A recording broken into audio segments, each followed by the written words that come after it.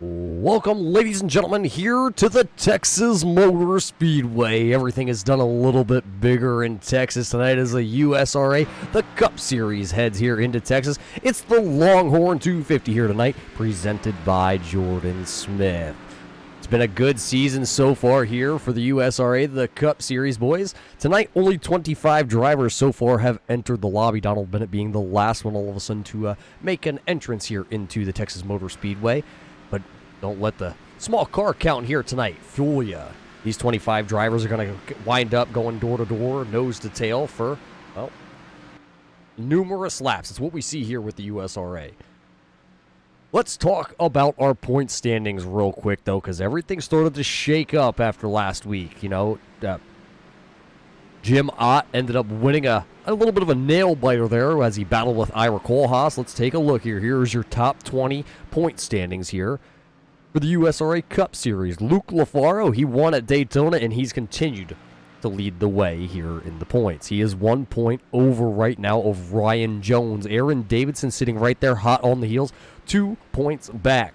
And just sitting just a close 4 points out is going to be Jeff Pogo sitting there. He is newly married, so we'll have to see how he's able to react with a ring on his finger and might throw a little bit of the counterbalance of the wheel off here tonight. Sitting there in fifth was last week's actual points standings leader. That is Chase Berry. He now falls down to fifth and sitting 15 points out. Ira Kohlhaas led a lot of laps last week at the ISM Raceway. Now, though, sitting 35 points back, sitting sixth. Jared Hagedorn still sitting here inside the top 10. He is 7th in the points. Michael Sturgill sitting 8th. David Carmen is 9th. Eric Hawley sitting there tied with David Carmen. He rounds out the top 10. Bradley Allison, Stephen Holmes, both tied there for the 11th position. Then it's Jason Young. Dan Dill, he's sitting there 14th. Chris Brown, a little bit farther down on your point standings than what you're normally used to seeing. Chris Brown, used to seeing him probably a point or two back out of the first position. But he's sitting 15th right now, but there's a long season left yet here for Chris Brown to make up time. Josiah Millen sits 16th. Jason Harrison is 17th. Dennis Carmen sitting there 18th. Michael Bromley is sitting there 19th. And Donald Bennett rounds out the top 10 in our point standings here headed into Texas. Well, with just about a minute and 40 here left, we got a couple shout-outs we have to give. We do have to congratulate little Jeff Pogo, driver of that 24 machine, as he is a newly married man out there. So congratulations to Jeff Pogo. We also have a happy 4th anniversary going out here tonight to driver of that 33. That is Ira Kohlhaas. He's celebrating his 4th anniversary. How his wife lasted 4 years with him. God bless her soul. But we do have some unfortunate news here with the USRA family. Uncle Phil had passed away after a long battle with cancer. That is Ira Kohlhaas' uncle, and we are deeply saddened by that news. So as we break away here for the national anthem, take a moment here and join us.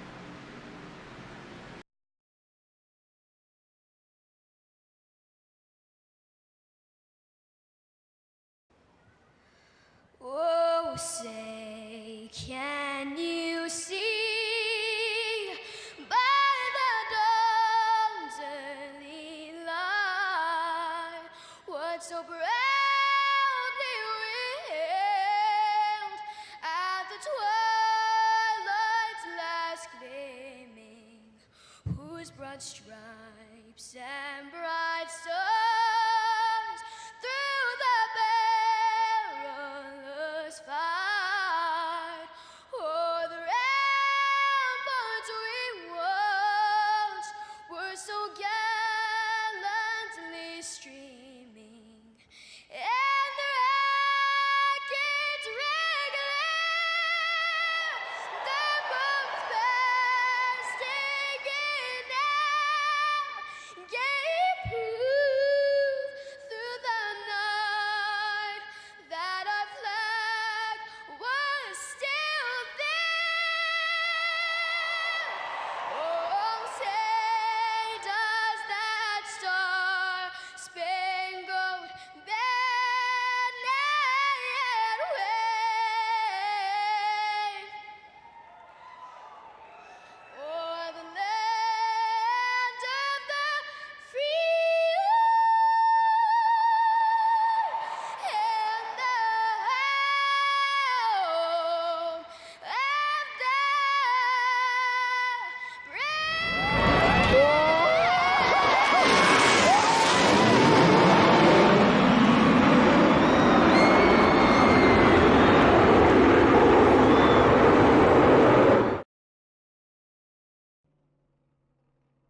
welcome back here, race fans, to the Texas Motor Speedway. Qualifying has just begun, and the man who finds himself out there on track, that is the 58 here of Justin Wilson. Justin Wilson won on Tuesday night as the USRA Xfinity Series traveled here to the Texas Motor Speedway. Tonight, it's a whole new package here for Justin Wilson, but in practice, he did have one of the quickest Chevrolets out there on track, so we're going to have to keep an eye out and see if Justin Wilson and that Margaritaville 58 is going to be able to carry the speed. He is running about we're going to call that the middle groove for the time being here at Texas. A couple drivers did say they were going to try and run up the track a little bit here tonight, so as you see Justin Wilson up the track in his qualifying attempt, a lot of these guys do like to try and wind these cars up as much as they can in their qualifying lap, and you might have just seen Justin Wilson doing that. But this man right here, the number one driver out of Indiana, is going to be number one is Chris Brown. He has the quick time for the time beings. Let's see as he comes through turns 3 and 4 if he's going to be able to hold on to that top spot. As he is not, but as he crosses the start-finish line, let's see where he goes on lap number 2 for himself. And he will insert himself P5 for the time being. Justin Wilson did go up and snag that spot. Dan Dill is out there on track. Looks like he was going to do a one and done. He has a new sponsor on the hood of that. Save the tatas, if you will. So Dan Dill sitting third right now. And look at that. The number 30 out of Ohio, David Carmen, throws down one heck of a lap here. He goes 29.82, and then he backs her down. And how about the anniversary man out here, driver of that 33? A little bit of a throwback for him on that car. Ira Kohlhaas throwing back to one of those good old Texas boys. That is Terry Labonte in that car. Piedmont Air, if I remember right, was actually on that car. A new driver here this week here with the USRA Cup Series. That is Jason Eisenhower. He is the owner, operator, chief, whatever you want to call him over there at Sim Speed Shop. If you guys need a button box, they do build some awesome button boxes over there with the Sim Speed Shop. So Jason making his first appearance here in his Camaro, and he goes P3 on his first time lap, and it was a one and done for him. Ryan Jones also out here on track with his late night Taco Bell Mountain Dew car. He goes P7, and looks like he's going to shut it down. It's going to be a one and done for him. Also, he's sitting there right now in the 7th position. Luke Lafaro, he's not going to do a one and done. He's going to go for 2 here. His first lap was 21st quickest on the board. Where is your points leader going to start the race here today? He still has a minute and 20 to get this second lap done as he's working his way off corner number 4 here. Where is he going to slot in is going to be the question. As he comes across the board, he'll go 7th and a little bit of a show. Last week's winner, though, Jim Ott coming across. This will be his second time to lap in the books. Well, where's Jim Ott in this number 5 Pure Ink car going to start? 4th place right now for him, but the man who just got married last week, Jeff Pogo, is P number 2. I don't know if that makes him the bride or the bride's man. Yeah, we're just keep that one under wraps for now, because here is Donald Bennett in that Turn 3 Racing Network. Number 31, he is right now 22nd. That means he has turned 1 lap out there. Corey Belvis, though, does slot the 84 car there in 6th for the time being. Donald Bennett a little up the track here on his second lap. Missed the entry into turn number 3, so it's really going to hurt the exit speed off turn 4. Let's see where he's going to come across the board, though. Does go a little bit quicker. He's going to move up to the 21st position. Las Vegas' own, the number 38 here of Cody Levitt with the 7.5 Brewing machine. He's out here. He is running right now on his first time lap, and I don't think he's gonna, as he throws her sideways. Qualifying will end up expiring, and Cody Levitt will not get a time in tonight here at Texas, but Justin Wilson, Jeff Pogo will lead us to the green flag here tonight. So let's wait for these boys to start to grit up a little bit here from Texas. But we do like to thank everybody for tuning in here on the Turn 3 Racing Network tonight. Again, it is Muth in the booth here with the USRA. We are here at this tricky 1.46-mile track here tonight. 27 drivers have actually elected to take the green flag here. It'll be interesting to see with these many cars, with this new package here. This is the first time we've gone to, I guess if you want to call it a quad oval style track this year. Let's take you through your starting lineup here while we're waiting for these guys. Like we said, leading us to green here is going to be that 58 of Justin Wilson with the married man of Jeff Pogo starting P number 2.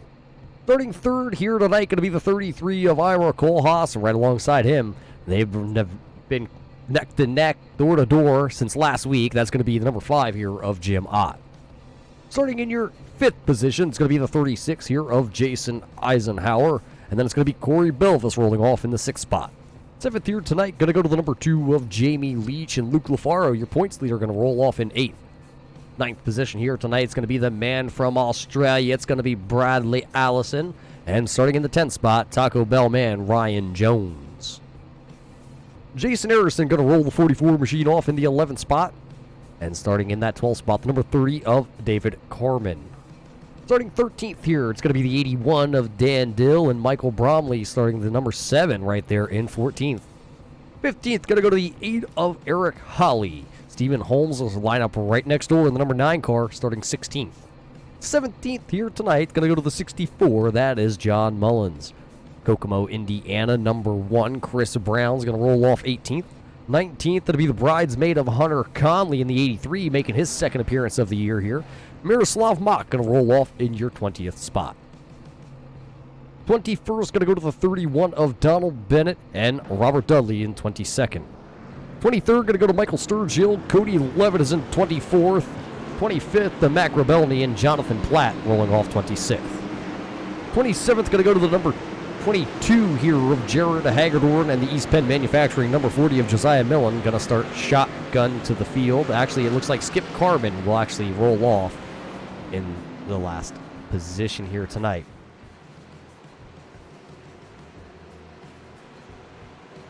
A lot of hungry drivers coming into Texas here. They said they were going to do it bigger and better in Texas. And with a car count like this here tonight, a lot of high-strung drivers that really want to put their name in the books here. I have no doubt that they're going to belt the do battle here. 160 laps around this 1.46-mile track, and the track temp has started to drop just a little bit. It's right now at 114 degrees. It was 120 plus when they were out there in practice, so a little bit of relief right now for the drivers.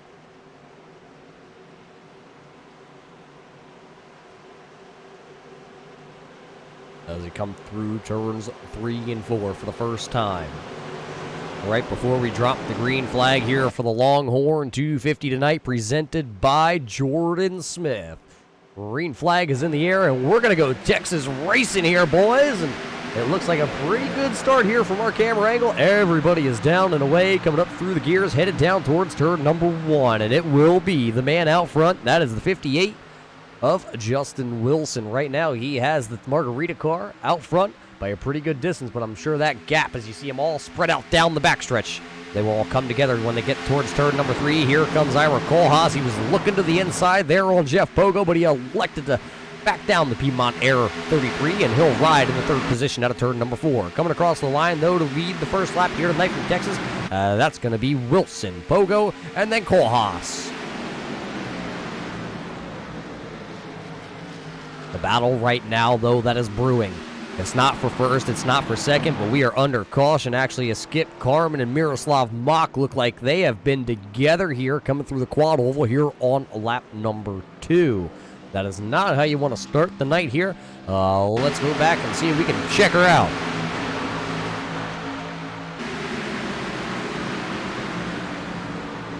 Looks like it may have happened with Miroslav Mach, and unfortunately Skip Carmen had nowhere to go. We're going to have to back her up just a little bit and see if we can find out what happened with Miroslav. Oh, it looks like Donald Bennett and Miroslav both up into the outside wall. Skip Carmen just an unfortunate bystander there. As Jonathan Platt, also in that GTR simulator car, got a little bit of it for Team 1 Sim Racing. Let's take it back just a little bit farther here once again and see, look, there you see it, Jonathan Platt nowhere to go as he was minding his own business and then got hit there on the right-hand side of that Camaro. Unfortunately went down pit road and more damage done to the left side of that car. So he'll have to bring the GTR simulator Camaro down pit road to see if he can get damages fixed on that. Doesn't look like too many of your leaders coming down. Jim Ott looking like he might bring that Pure Ink car down. Nope, he's going to stay out. Looks like everybody will stay out here under this first yellow. A couple guys towards the back are electing to come down. Dan Dill, and it looks like Chris Brown, Eric Holly. Actually, Holly electing to go right by Pit. But handful of drivers towards the back. Josiah Millen, Cody Levitt, Matt Grobelny also down pit road. A couple guys towards the back here early on electing. Maybe they're going to drop to the back and see if they can regroup. So your top 5 after those little, we'll call that a pre-teaser here tonight. It's Wilson, Pogo, Kohlhaas, Ott, and then Eisenhower who rounds out that top 5.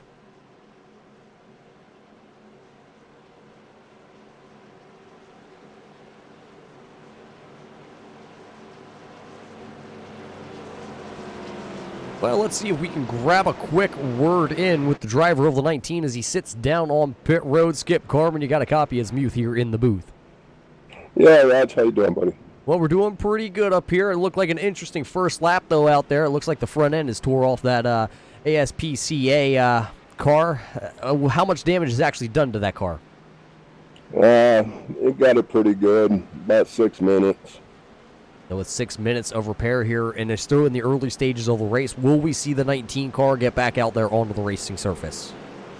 Absolutely, got to get back out there and get as many team points as I can. Well, there you heard it. Skip Carmen not going to give up. He has some team points that he could still try and grab here tonight. Maybe a little bit of damage, but that won't slow him down at all. He'll try and get that car back out there onto the racing surface, but it looks like we're going to double him up here. It's still going to be Wilson, Pogo, Kohlhaas, Ott, and Eisenhower, your top 5. None of those drivers are electing to come down pit road here.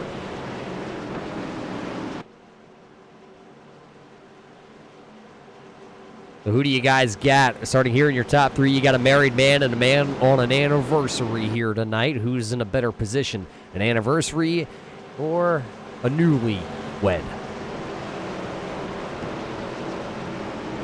I'm going to have to go with the guy who's celebrating that anniversary, though. That's just maybe my pick. He's at 4 years, I'm at 3 years, so it ain't that far off, but...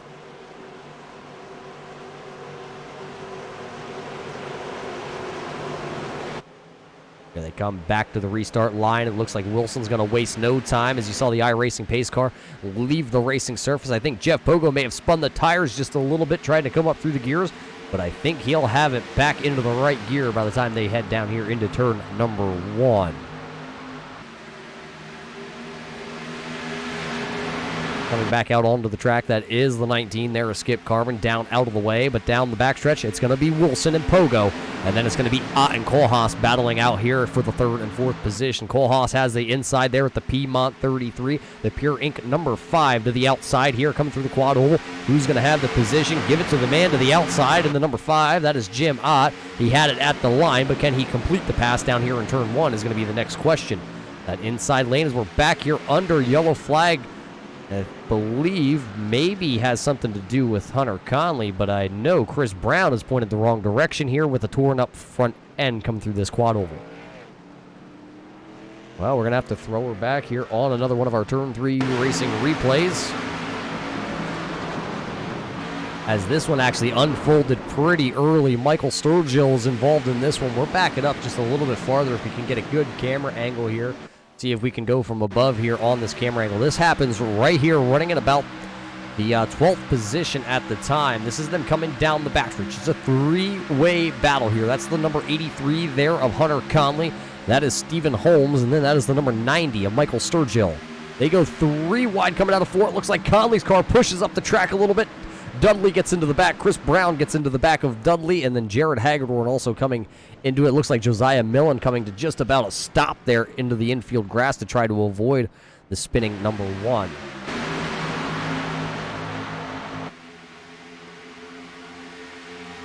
Let's see if we can go ride on board here with the number 40 of Millen as he comes through 3.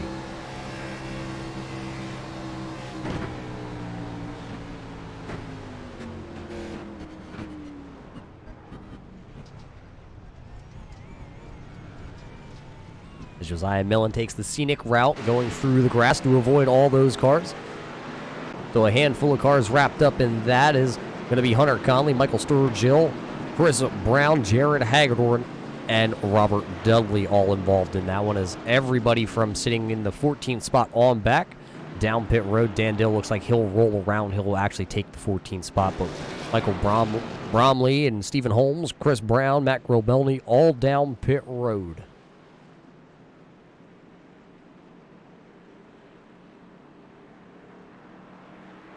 A little rough start here from Texas for a lot of these drivers. See that number 7 coming back out onto the racing surface. Here comes Matt Grobelny in the Sim Necessities 69 machine. Cody Levitt also back here with him. Looks like his 38.75 Brewing car is still in one piece and looking good. So far here tonight, though, it's been all Justin Wilson out front, leading the field here for the Longhorn 250.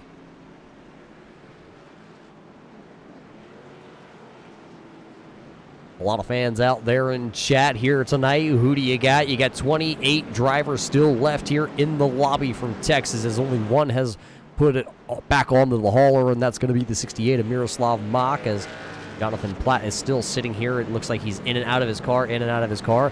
It might be the end, though, for the 51 of Jonathan Platt.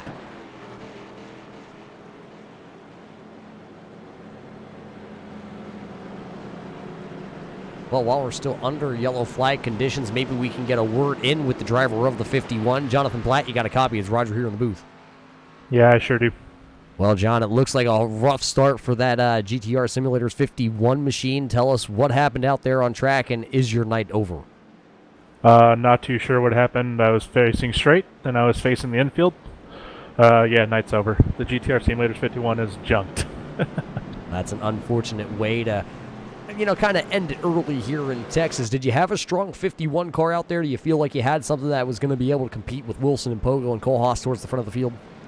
Yeah, through practice we were top 5 most of the time.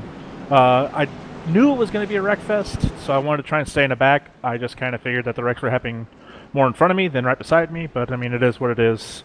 I'd like to just give a shout out to GTR Simulators and thank them for everything that they do. Besides that, our night's done. Well, that's a rough way to end it for Jonathan Platt, but he'll be back next week with that GTR Simulators 51 Camaro. But for now, he's going to have to watch from the top of the hauler as we line him back up. This time, though, a little bit of a shake-up here. It looks like Jeff Pogo is going to get the inside lane as the 58 of Wilson elects to take the outside lane. And then it's still going to be Cole Haas, then Eisenhower, then Corey Belvis. Then it's going to be the number 20 of Luke LaFleur, and then the number 2 of Jamie Leach. Then it's Bradley Allison and Ryan Jones as they round out the top 10 here. We're going to restart on lap 12. Still a long way to home. You see that car coming up to the tail end of the field. That is still the number 19 of Skip Carmen. He is out there circling the raceway. Looks like Chris Brown is actually coming back out onto the racing surface also with his number 1 machine.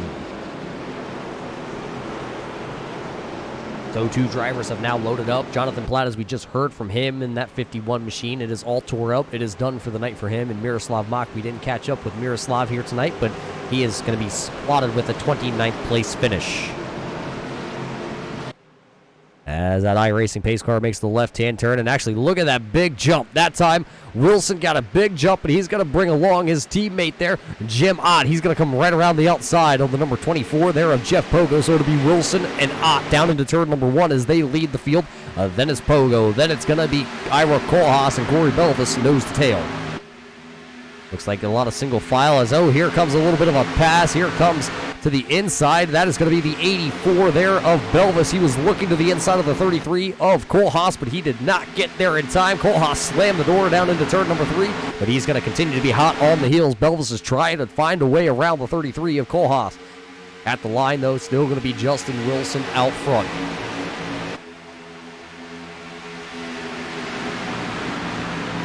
Right now, Wilson comes off turn number 2. He has about a 4-car length lead as he brings the Margaritaville Chevrolet down the backstretch over that Pure Ink number 5 of Jim Ott. Ott has got a handful of pressure that time down the backstretch into turn number 3 from Jeff Pogo.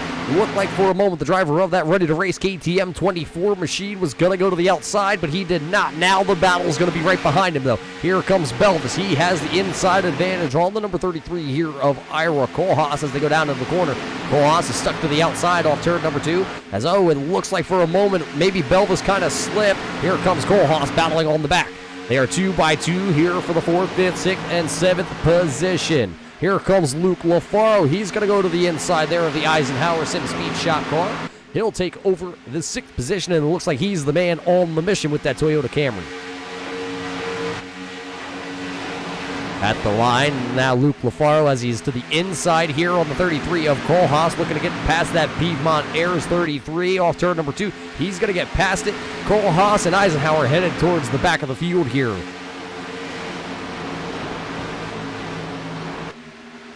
As there's a battle just behind them, though, it's going to be the 91 there of Ryan Jones as he's looking to the inside of the Ohio native of Jamie Leach as they come through this quad oval once again. They were too close to call who had the position at the line, but down into turn number 1 they go. It's going to be the 91 there of Jones who has the advantage. That outside lane, we might see it work in tonight here, but so far in this early going, it has not been the quickest way around the Texas Motor Speedway. Jamie Leach, though, showing us that it might be possible with the track temp as hot as it is. The inside lane may just tear up a lot of the tires here tonight. Jamie Leach still making the outside work. I'm pretty impressed with how that number 2 Great Lakes Brewing Camaro is able to hold the line. Look at Ira Kohlhaas, though. He slipped that time coming through 1 and 2. Now he has Eisenhower peeking to the inside. He's got Jones pushing that Sim Speed Shop car down into turn number 3. Ira Kohlhaas going to take the middle lane. He's going to leave that bottom lane open. Does Jason want the position right now? Because it is open as they work off turn number 4. It's still going to be the 33 of Kohlhaas at the line, but the Sim Speed Shop driver is nipping on the heels, knocking on the door. Is he going to have it down into turn 1? I think Jason may have checked up just a little bit that time to allow Ira Kohlhaas back down to the bottom lane. Got somebody kind of lurking in the background of this battle. That is going to be the number 8 with brand new colors, all the number 8 car. He's got Budweiser here tonight. It's a little bit of I'm going to say an oxymoron, though, because the driver of that number 8 Ford Mustang usually is a Miller Lite drinker, if I'm not mistaken. And I think if you actually get a close-up on this car at some point tonight, take a look at the pillar right behind the driver's seat, you might see a Miller Lite symbol sitting, or logo sitting on the back of that car. Well, Ryan Jones slipped up. That allowed Jamie Leach and Jason Eisenhower to get away, and now here comes Jamie Leach. He's going to look to the inside of the Sim Speed Shop machine down in turn 3. Out of turn 4, though, it doesn't look like he has quite the run that he thought he was going to get in the Great Lakes Brewing. Number 2 is at the line. It's still going to be the 36, Jason Eisenhower. Going to have the position, but down into turn number 1, Jamie Leach is still continuing to try and work that bottom lane. I think that car just got a little bit pushed tight there. Oh, into the outside wall off turn number 2. It looked like that. Sparks flying off the number 8 there of Eric Holly. Working lap 20, though. Out front, look at the distance. 1.5 second lead right now for that man out in Margaritaville. That's going to be Justin Wilson still leading the way here from Texas. He's led all 20 laps so far here tonight in the Longhorn 250. It is still a long race here tonight, but anything could happen. He is just continuing to pull away, though, from Jim Ott. Jim Ott sitting right there in the second position with that Pure Ink car. Right behind him, as you saw the pass just finished, that is Corey Belvis, and he is on the loud pedal. He has been working from outside the top 10, has now found his way into the top 3 as he passed Jeff Pogo, who runs now in the 4th spot. They got a lot of ground to make up if they want to catch Justin Wilson, though. They are sitting right now 2 seconds even behind Wilson. Battle back a little bit farther down the backstretch, down the field, running order just a little bit. Going to be the 44 of Jason Harrison as Cody Levitt battles to the outside of that 44 machine. That is for the 15th and the 16th position, respectively, battling on track.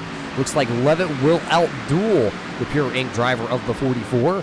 So it'll be Levitt there in the 15 spot right now, and then it's going to be Arison running in the 16 spot. Hagedorn running right behind that 44 as he is trying to bring the Husker machine, the Husker Hounds machine, up inside the top 15. Just has a couple more positions till he can find his way up there. Right now, runs in the 17 spot right on the back bumper of Arison as they work through turns 3 and 4. The 22 of Hagedorn going to go to the high side. He's got a little bit of damage on the front end of that Mustang, so it makes you really wonder how much speed is still in the 22 as he goes to the high side. He's not going to be able to clear the 44 by the time they get down into turn 1 as they go side by side. This time by, though, the 22 will take the position, and it looks like that's going to open up the outside lane. Does Michael Bromley want to take it to the outside? He is not going to be able to. Josiah Millen in the East Penn Manufacturing, number 40 out of Kutztown, Pennsylvania. He's battling right here, right inside the top 20 right now. Remember, he went down through the grass, took a little bit of a detour through the grass, had to come to a complete stop on lap number 7 as the cars in front of him were wrecking. No damage to the number 40 East Penn Manufacturing machine, so he's going to be able to stay in the loud pedal here tonight as he's trying to work over that number 7 machine of Bromley. Bromley goes to the outside. How much grip is left on the outside for the Toledo Mud Ducks? Mud Hens, Mud Ducks. I'm not quite sure what it is exactly. It's a baseball team. They're from Ohio, so I guess they can't be all that great. As there goes the number 40 of Josiah Millen, though. He's going to duck to the inside. He's going to get around the 7 of Bromley. Now it's going to be Michael Sturgill's turn. Can the Sturgill machine, who's wrapped up in that event, or a little accident, get around the number 7? A little bit of a battle, a little bit ahead of these drivers. It involves the number 60, or the number 4. It's badged as the number 69, but it is the number 4 of Mac Robelny, Sim Necessities driver. It looks like he's going to back off. He letting David Carmen and Cody Levitt both go around him, maybe trying to save something for a little bit for the long run here tonight.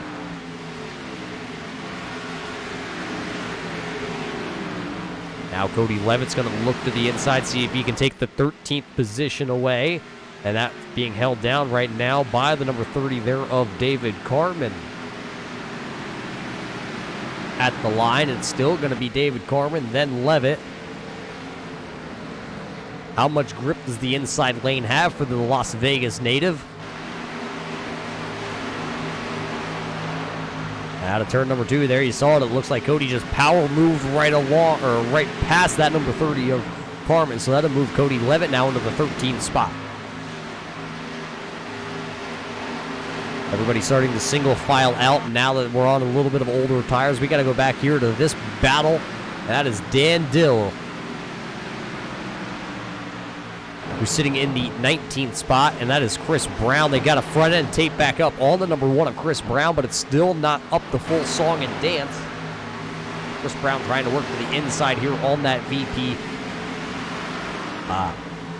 Fuels 81, as he's not going to have the momentum. He has to duck back in line. Now here goes Dan Dill. He's going to look to the inside on Jason Arison as they work through 3 and 4. And it looks like the 81 of Dan Dill will complete that pass. Now Chris Brown is trying to follow the 81 up through the field. He really needs the draft on the front end of that number 1 to make it go. Dan Dill, though, clears the 44 and sets sail. About a 4 or 5 car length gap now back to Chris Brown.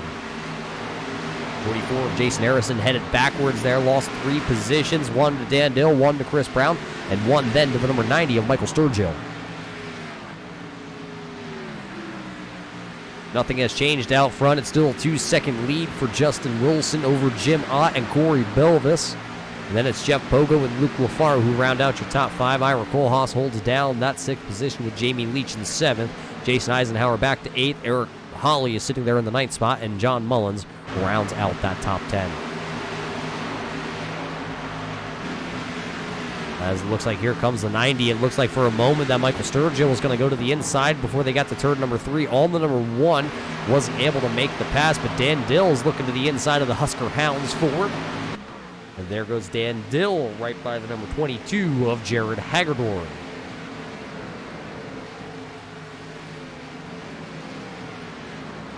A lot of different strategies through the field right now. The highest running driver that came down pit road, that's that man, and he's making a move to try and make another pass here. That's Cody Levitt. Now he's trying to get to the 11th position as he works inside Ryan Jones. Looks like he'll be able to take that position, and Jones is just going to fall right back in line behind the 38 there of Cody Levitt. So Levitt now takes over the 11th position. Ryan Jones takes over the 12th running spot. Ira Kohlhaas looks like he's given up, kind of handing it over for the time being as Jamie Leach gets around him. So it'll be Leach going to 6th now with Ira Kohlhaas sitting back here in that 7th spot. They're both right now running, so we're calling about a 6.5-second gap to your leader of Wilson. And Wilson has actually started to open it up. We just missed it as the number 5 of Jim Ott got passed up by the 84 of Corey Belvis. Belvis out here in that 84 Exalta Chevrolet, running now P number 2, 2.1 seconds behind the leader.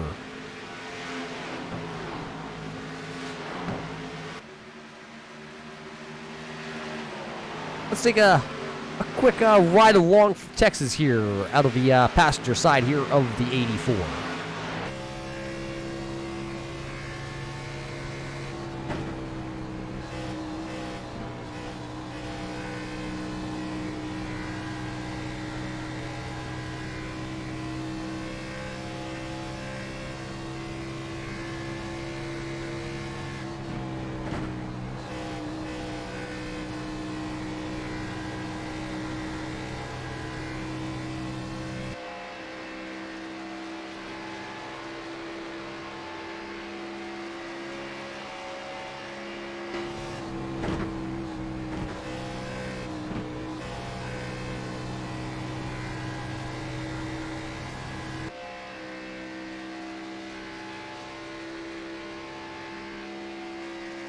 Caution flag flying here on the raceway, and it looks like Jared Hagedorn has turned the 22 around here on the front stretch. Let's throw it back and take a look what happened to Jared Hagedorn.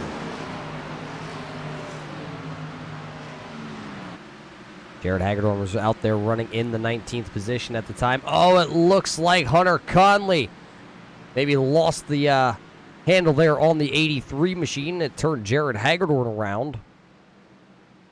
Jared Hagedorn coming to a rest there. Let's throw it back. Let's see where the 83 of Hunter Conley came from.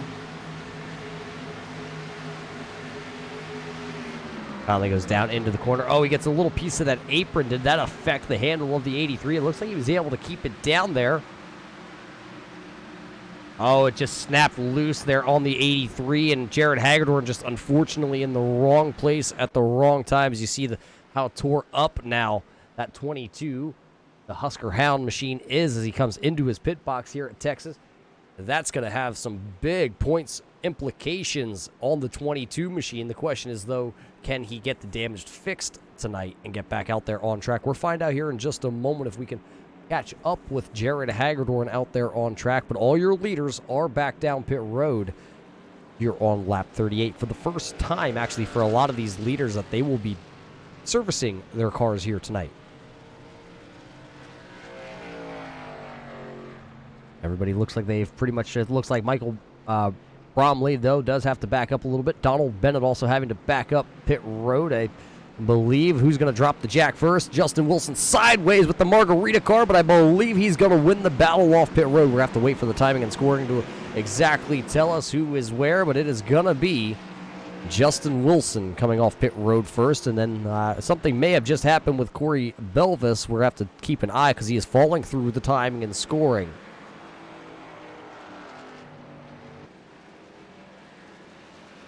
We'll have to find out if Corey Belvis is still out there on track with us here tonight, or what happened with him. In the time being, though, let's see if we can grab a word in with the driver of the number 22 of Jared Hagedorn. Jared, it looks like he got caught up in a little something coming through that tri-oval. Yeah, it appears to be so. Kind of unfortunate, but that stuff happens, I suppose. Yeah, a new paint job tonight here for the 22. You got the Husker Hounds there on the side of the car. Tell us a little bit about that sponsorship on the side of that 22. It's pretty much just a place where they sell a lot of Husker gear. And as much as I like racing, I love the Nebraska Cornhuskers more. So I decided to put them on the car. Well, you put them on the car here in Texas to try and make the Texas crowd a little bit jealous. Unfortunately, though, with that much damage on the 22 car, is it going to be competitive anymore, or is your night pretty much done here? It's pretty much done. I think I had 6 minutes of optional. We'll probably try to get it back on track and see if we can gain positions over other people wrecking, but not competitive. Well, that's an unfortunate early end to Jared Hagedorn's night here tonight, as he has the Husker Hounds on the side of that number 22, but they're not going to be going anywhere anytime soon. Got a little too much damage on the side on the front nose of that car. But out of pit road, it was Justin Wilson. We called that one right. And then it's Jim Ott, Jeff Pogo, Jamie Leach, Luke LaFara, Ira Cole Haas, John Mullins, Eric Hawley, Jason Eisenhower, and Cody Levitt.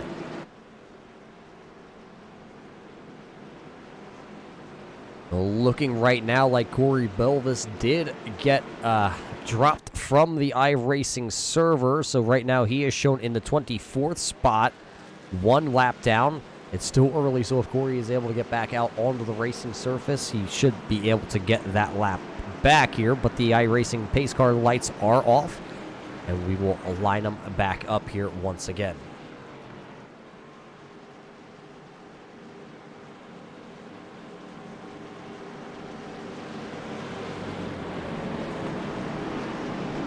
Wilson, who finds himself out front, has led every lap so far here tonight. Justin Wilson enters tonight in the 37th position in the point standings with the Margaritaville car. In his 2 starts, he started back at Daytona, had a 14th place finish, and then Las Vegas just was a little bit of a disaster, I guess, if you will, for the driver of the 58. He finished all the way back in the 36th position. Did lead 1 lap, though, from Las Vegas. Just didn't come away with the finish that he probably deserved over at the Las Vegas Motor Speedway. But green flag's back in the air, and another good start by the 58 of Justin Wilson. And Jim Ott, not so much of the great start, but he got a good start. Jeff Pogo's not able to get to the inside of the 5 by the time they get to turn 1. So it'll be Wilson down into turn 1, followed by Ott and Pogo. And then it'll be Jamie Leach, who's trying to work the outside. It doesn't look like it's going to work, so he's going to fall back in line behind the number 24 of Jeff Pogo. But going for the lead down the backstretch into turn number 3. Here comes the number 5 as he touches the apron just a little bit. Luke LaFaro being shot out of a cannon. Jamie Leach going to go up there and block. Luke LaFaro was sideways coming out of turn number 4. The 20 of Luke LaFaro out of California just went full send mode through turns 3. Came out of turn 4 sideways with the DC Solar Toyota, and he held on to it, and now he's trying to take the 4th position away from Jamie Leach here. Jeff Pogo's going to go down there. He's going to block the 20's momentum. So that'll put Jeff Pogo down to the inside here as they work down through turns 3.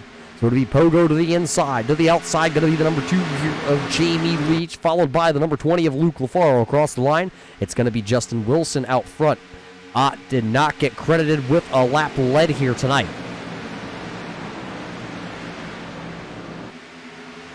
So we still watch this battle edge on here with the fresh tires. They're going to be able to run side by side for a number of laps here in the early going, and Jeff Pogo is still able to hold that inside lane with that Ford Mustang. The outside Camaro there from Jamie Leach, though, he's able to hang on. The question's going to be, as these two battle, who's going to be wearing the more of? Who's going to be wearing the tires a little bit harder? Is it that inside lane? Will it be Jamie Leach hanging on to the outside? We're going to find out as this run kind of continues here,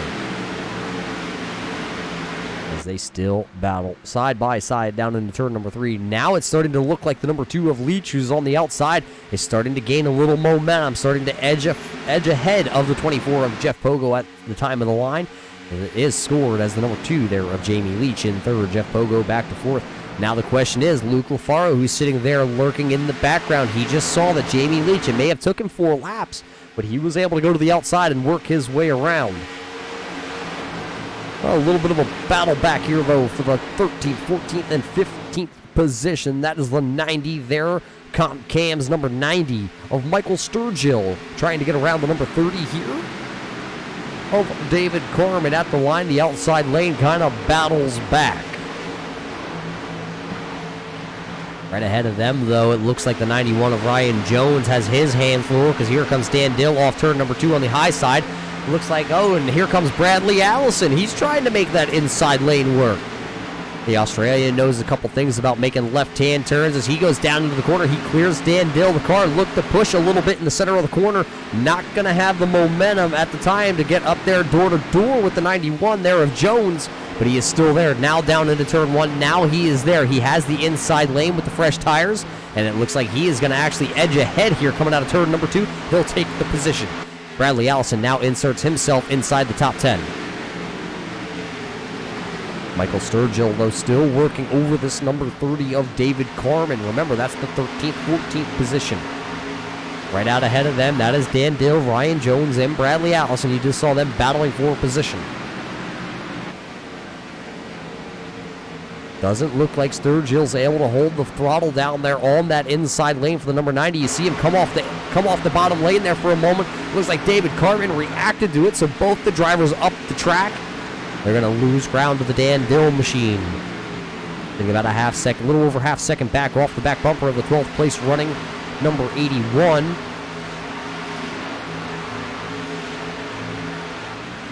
As they work off the corner, it looks like Sturgill got a little bit loose, so that broke the momentum on that Ford Mustang.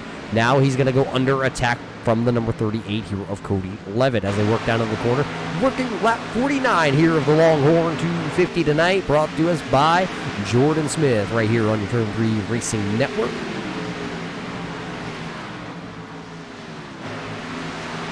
Cody Levitt looks like he's making the outside lane work here with that machine, and looks like he will take over that 14th position.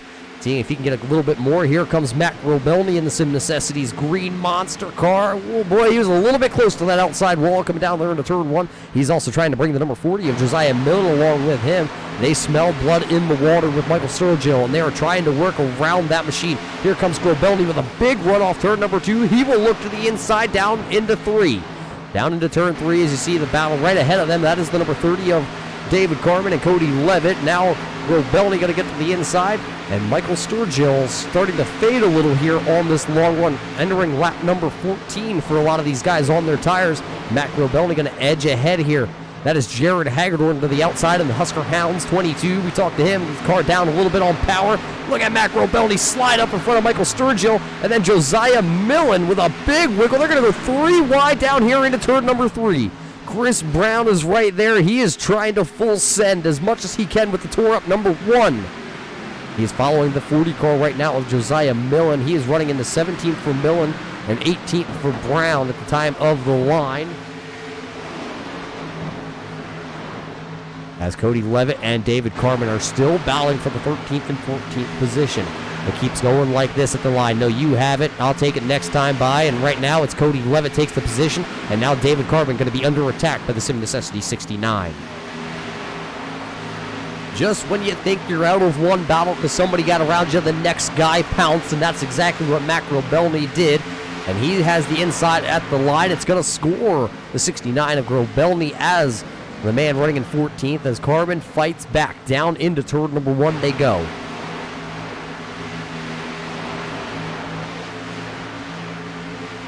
Down the backstretch, it looks like the 69 of Matt Grobelny going to have the advantage down into turn number 3. A lot of drivers here tonight from Texas able to run the inside or the outside groove. And right now, Matt Grobelny is hoping that the inside is a little bit better, but look at the run the number 30 of Carmen gets. He's going to get him back at the line, so slot the number 30 of David Carmen back into the 14th position. These drivers just can't decide who's going to have the battle. Michael Bromley just back here. He is battling with Chris Brown just behind that battle.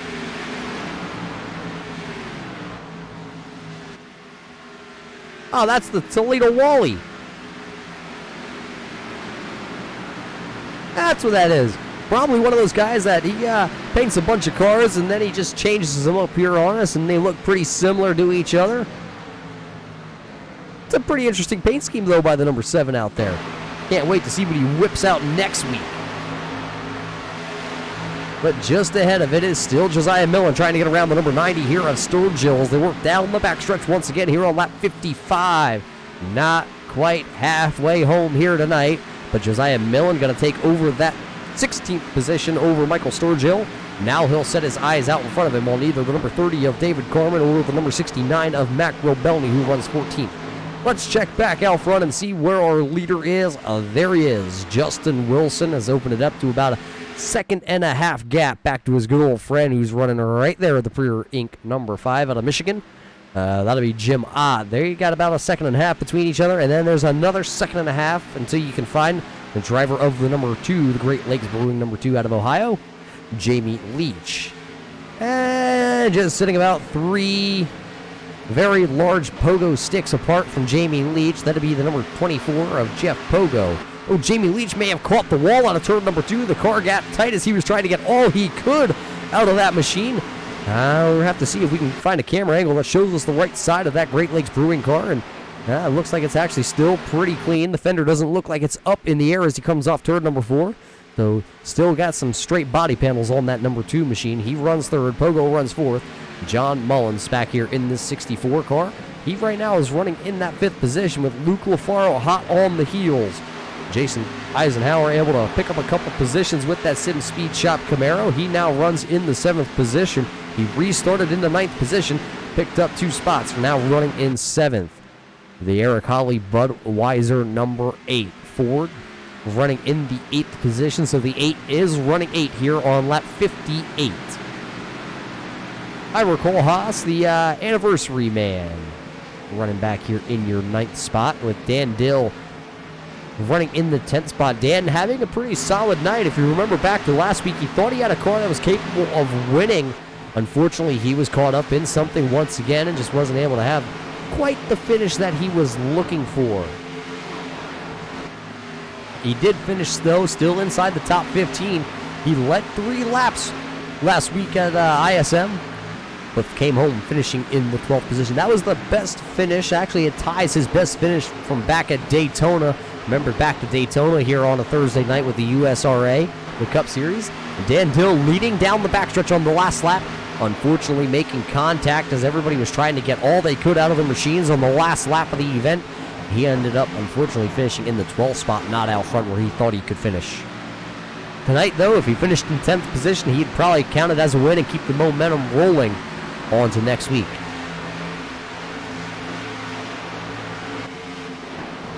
Everybody has single filed out. It does look like the number 40 of Josiah Millen did get around the number 30, though, of David Carmen. So Millen's inside the top 15. Grabellini running 14th. They're trying to run down that man right there who's trying to run himself to Taco Bell still yet tonight. And that is Ryan Jones in the number 91. He follows the 38 there of Cody Levitt. And Levitt's going to uncharted territory that nobody has seen. And that's right up against the wall. We're going to call it the Kyle Larson line here from Texas. And Levitt really, through turns 3 and 4, was really letting her hang out there. He's following the number 87 there of Bradley Allison.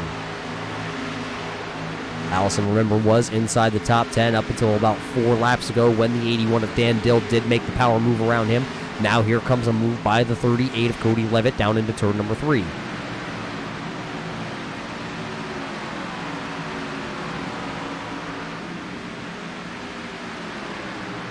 Levitt wasn't able to make the move at that time by, but a move just behind them. Here comes the 40 of Millen as he's going to duck to the inside. He's going to hug the line. He's going to slide up here in the center of the corner.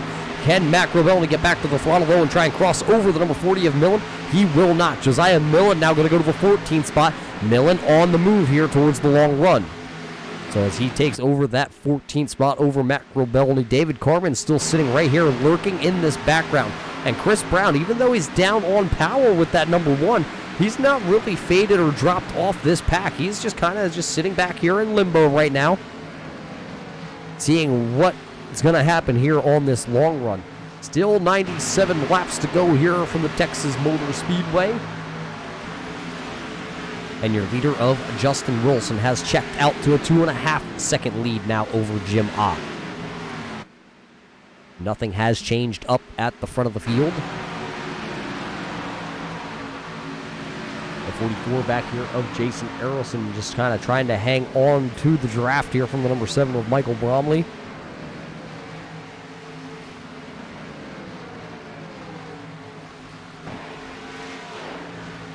Game all as they come single file down the backstretch. Nobody battling or jockeying for position. Levitt is still trying to peek to the inside here on that 87 car. Thinks he has a little bit of a faster Camaro right now, and it actually looks like he's going to get a great run coming through the center of 3 and 4.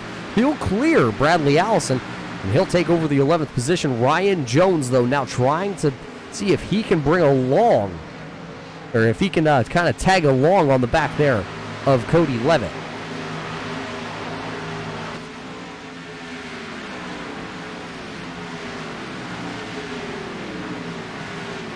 So for everybody tuning in out there on YouTube, we do appreciate you tuning in here tonight to the USRA, the Cup Series. Tonight it's the Longhorn 250 tonight, presented by Jordan Smith, right here on your Turn 3 Racing Network. If it's your first time joining us to watch the USRA and you enjoy what you're seeing out here as these boys are out here on a long run about to hit 30 laps, go ahead, give them a little bit of a thumbs up. Appreciate what these drivers do out here. It is not easy. Sim racing out here with your competitors is pretty difficult, pretty challenging, especially with the track conditions up over 100 degrees here tonight. And if it's your first time joining us here on the Turn 3 Network, go ahead, hit the bell, get a notification. You know, we go live all the time here, 6 days a week at least. Usually we like to have a little bit of family time on the Saturday nights.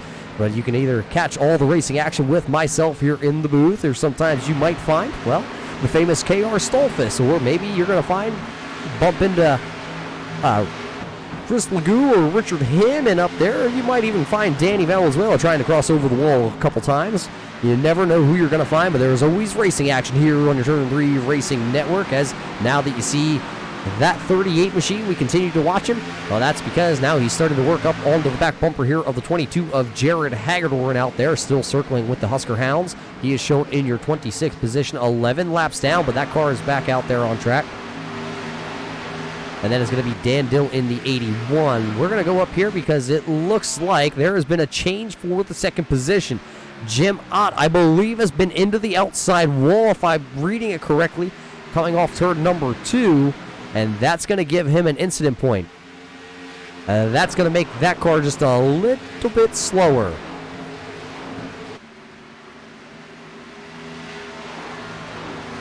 So the Pure Ink number 5, you can see the right fender on that Pure Ink car is tore up, and that's going to put him at an aerodynamic disadvantage here. Yes, it's only a 1.46 mile track here from Texas, but it's still aero sensitive. So with Jamie Leach now taking over the second position, Justin Wilson's looking for the sweep here from Texas, and he right now has a pretty cushy lead over that man right there that we'll watch. 5.5 seconds. Jamie Leach works his way off turn number 2. Justin Wilson sipping on margaritas going into turn number 3. So a pretty substantial gap right now for the driver here of that 58. Let's check back here because it looks like the 91 here of Ryan Jones is trying to get around the man from down under, as Jones having a little bit of connection issue there coming through turns 3 and 4.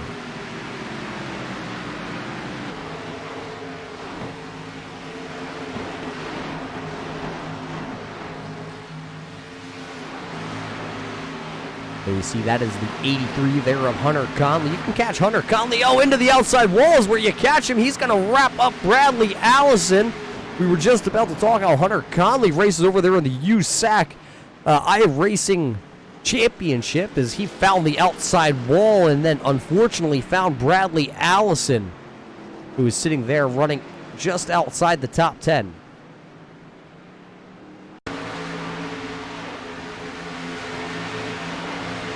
Let's go back here and watch it as they come through turns 1 and 2. Let's go over top so you can see it. There was the 83. That is Hunter Conley. The 87 down low on the bottom of the track. That is Bradley Allison. You see the 83. Oh, just barely scrubbed the wall there, but it was enough to upset the 83, setting him down the track right into the 87 there, Bradley Allison. Hunter Conley going to take the tow back to pit road, but Bradley Allison going to try and drive that 87 machine back. So just unfortunate circumstances right there for a couple of your drivers, and your leaders are down pit road. So all your leaders out there for 35 laps on their tires. They will come down pit road. They want 4 fresh ones. They're going to fill it back up here with fuel. Not quite to the halfway marker. Just 87 laps. Just over the halfway marker here yet tonight from Texas. Who is going to win this battle off pit road? There you see Robert Dudley coming down pit road. I believe Robert Dudley may have missed his pit stall. But it looks like Bradley Allison is shown right now leading a lap. I think he stayed out there to get a lap led, but it's going to be Justin Wilson, Jamie Leach, Jeff Pogo, John Mullins, Luke LaFaro, Ira Kohlhaas, Eric Holly, and Jason Eisenhower rounding out the top 10 coming out of pit road.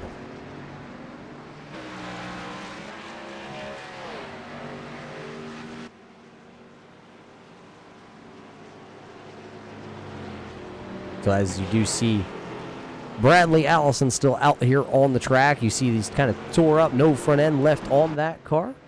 He's not credited with a lap led just yet. We'll see if he's going to bring the 87 down pit road, or is he going to stay out there and actually get himself a lap. It looks like he's going to stay out here at Texas. He will take a lap led here tonight away from Justin Wilson. So Wilson will not, ladies and gentlemen, lead all the laps here tonight at Texas, because Bradley Allison from Australia, he will lead a lap. We're going to step away here, though. We'll be right back here to Texas with more racing action here in the Longhorn 250 tonight, presented by Jordan Smith.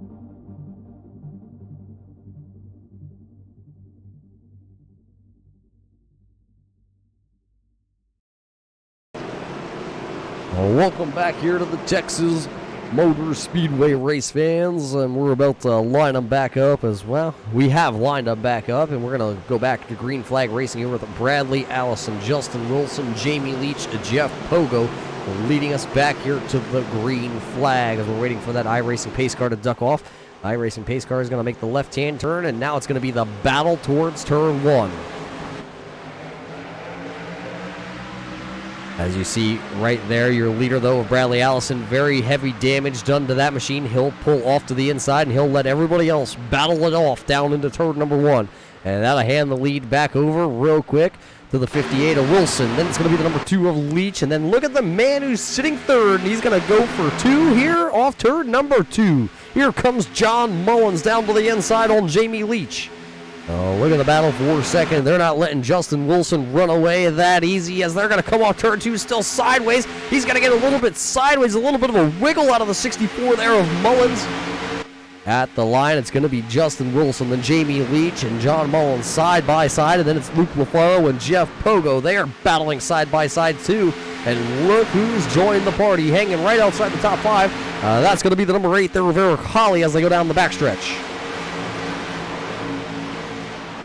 Down into turn number 3 and 4, and once again, it's still going to be Justin Wilson, but the battle still brews on for the second position. It is Mullins who is now trying to call his shot here tonight from Texas. He called it last week. He said he was going to win at ISM. Unfortunately, the night did not go as planned for Mullins, but tonight, here he has his chance here to come almost towards halfway, could find himself in the lead before we hit the halfway marker as he still battles door to door down the backstretch into turn number 3 with the number 2. Let's see, off turn 4, is everything straight? Everything straight for both those guys running first, or second and third at the line. It's going to be Mullins, but he's not going to be able to edge ahead of that number 2 of Jamie Leach. Now he has the 24 of Jeff Pogo right up underneath him, going down in towards turn number 1. He keeps it pointed straight, as now that time off turn number 2, it looks like the 64 of Mullins actually might have the position, but that outside lane comes roaring back down towards turn number 3. It's still going to be the 64, the number 2, and then the 24 just kind of lurking towards the background. The inside lane looks like it's starting to prevail here in the early going of this run. Question is, how hard are these guys going to fight here? We are now officially halfway. Justin Wilson has led everything but 2 laps here.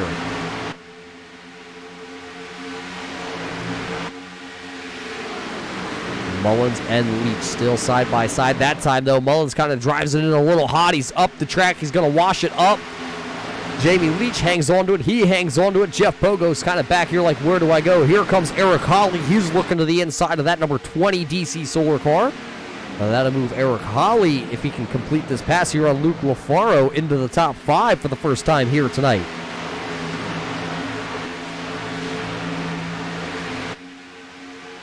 Jim Ott buried way back in traffic. If you're a Jim Ott fan, you right now gotta hope that we can stay green, as though Eric Hawley makes a little bit of a wiggle there. Doesn't get back to the throttle in time, so that's going to move him back in position. There goes Dan Dill. Here comes Ira Kohlhaas onto the outside, and Jason Eisenhower just sitting back here lurking behind that Budweiser number 8 car.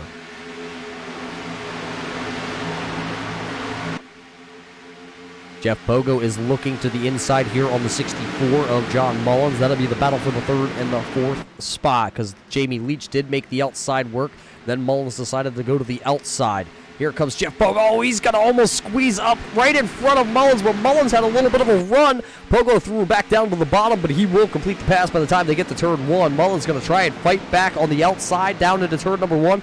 Not going to be able to get there, but he gets a good run coming through the center of turn number 1 and 2, as he's going to try and cross over Jeff Pogo down the backstretch. As they go down the backstretch here into turn number 3, now the inside advantage kind of switches hands. It's going to be the 64 of Mullins down to the inside on the 24 of Pogo. Trying to run away once again, though. It is going to be the number 58 of Justin Wilson.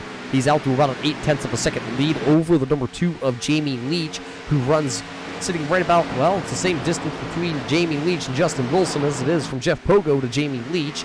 And Jeff Pogo trying to run to the top side and pull away. He's going to have the momentum off turn number 2 that time. He'll take over the 3rd position. Looks like Mullins, though, going to be able to slot the 64 machine right in front of Luke LaFaro. So that'll put him in the 4th spot. Eric Hawley, though, still under fire. Here comes Ira Kohlhaas in the Piedmont Airlines machine to the outside. Remember, Eric Hawley was looking to take the 5th position from Luke LaFaro just a handful of laps ago, and then a little bit of a wiggle, not able to get to the throttle as they're 3 wide behind him. Here comes Josiah Millen, Ryan Jones, and who is that to the outside? We didn't get to see it. Looks like Cody Levitt. Levitt elected to lift a little bit. He dropped back 2 positions, but he's going to lift the fight another round. Josiah Millen tearing up the inside groove here, and it looks like he's been into the outside wall a time or two with that right front there on the number 40 East Penn Manufacturing car. Right now, he's shown in the 10th position, and he is looking for more as he's looking to the inside here on Ira Kohlhaas. Maybe the number 40 of Josiah Millen has found something down there on the inside lane that nobody else has here tonight. Luke LaFaro also trying to work his way around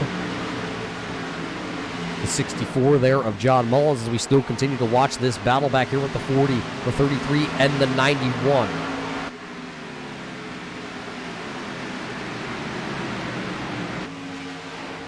Millen lost a little bit of ground that time out of turn number 4 as he goes down into turn number 2. He's still sitting in the 10th position, but he's trying to stay inside the top 10 as here comes the 91 of Ryan Jones to the outside. Real tight there off turn number 2 as you see the number 69 of Macro Belty smoked the outside wall out of turn number 2. He's going to have to give up 2 positions, and he's got a bunch of damage on the right front of that 69 Sim Necessities car. He's going to drop from the 13th spot back to 16th, and now he'll get the fire from the number 90 of Michael Sturgill. So as you see Macro Belty go to the outside, he's going to allow the 90 of Sturgill to work to the inside of him, and it looks like the number 31 of Donald Bennett also going to work around him. Now with all that damage on the 69 of Macro Belty, going to have to hope that maybe a caution comes out and he can come down pit road to work some of those kinks out on that right front. This battle is still out here brewing as the number 38 now of Cody Levitt has got around the 91 of Jones and the number 40 of Millen. Oh, Millen makes contact with, I believe that was the 91 of Jones, and that car is pretty much toasted down into turn number 1. No caution is going to come out here from Texas.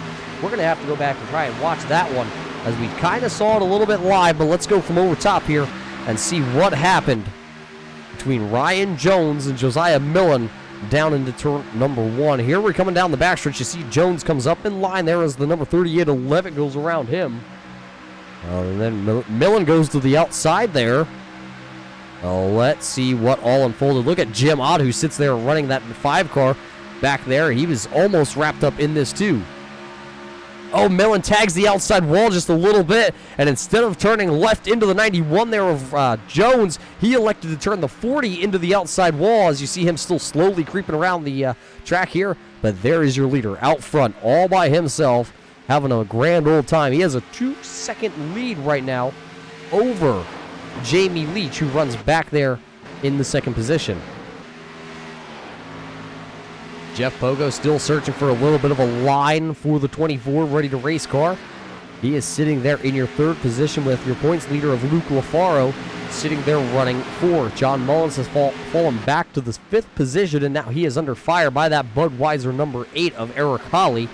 And then a little bit of gap back till you can find the 81 of Dan Dill. Jason Eisenhower having a good start here for the first time that he's been out on track here with the USRA with that Sim Speed Shop car. He runs in your 8th spot. Ira Kohlhaas runs in 9th, and Cody Levitt runs right in your 10th position. Just outside the top 10, you're going to find the number 5 of Jim Ott, and then you're going to find Ryan Jones. And that's your top 12 cars at the time being here on lap 93 here tonight.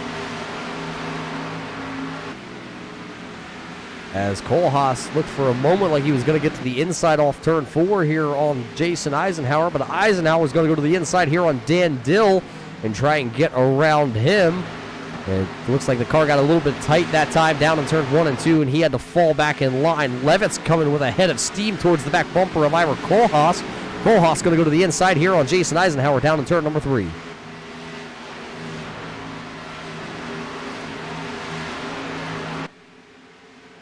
As Kohlhaas going to pull door to door with the 36 here of Eisenhower at the stripe. It's going to look like they're going to go down into turn 1, still door to door. Who's going to have the advantage, the inside lane or the outside lane? Levitt's going a little bit higher than both of them, trying to get some clean air to that 38 machine as they come down the backstretch. Down the backstretch, it is still door to door as Kohlhaas now, though, is not going to battle with the 36. He's going to have to worry about the 38 because Levitt going way high. He's going to ride that Larson line out of turn number 4. See if he can get the momentum built up in that 7.5 Brewer. As look at Jason Eisenhower all over the back bumper of Dan Dill down into turn 1. He may feel right now like the 81 might be holding up that 36 machine. See how long they can play nice here from Texas before the fireworks start here tonight. As Levitt is right there, he's going to start to nip on the back heels of Jason Eisenhower. Kohlhaas got a good turn that time out of turn number 4, and actually he noses ahead of that 38 car of Levitt.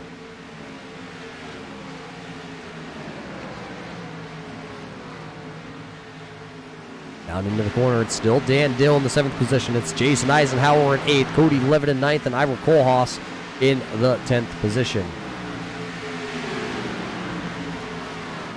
Jim Ott now also going to take the position from Ira Kohlhaas, so that'll put Jim Ott inside the top 10.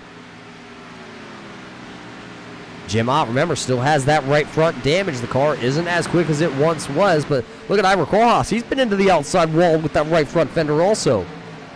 A lot of these guys have gotten tight at one point. I heard in practice as we watched Jason Eisenhower look to the inside of Dan Dill out of turn number 2. Talked to these guys back in practice for happy hour, and they said if you were up underneath somebody coming out of turn 2 or even turn 4, the car gets super tight.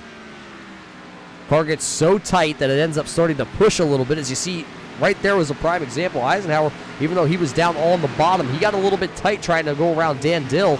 He had to lift a little bit. He lost a lot of momentum. Now here comes Cody Levitt. Levitt is running where nobody else is running out of this group. He's just running that high lane. Dan Dill that time went to the bottom, tried to take the air off the nose of that 36 car. Jim Ott with a big wiggle behind them, though, coming out of turn number 2. He was side by side with Ira Koolhaas, but now he's going to have to kind of regroup and catch his thoughts as he falls back outside the top 10.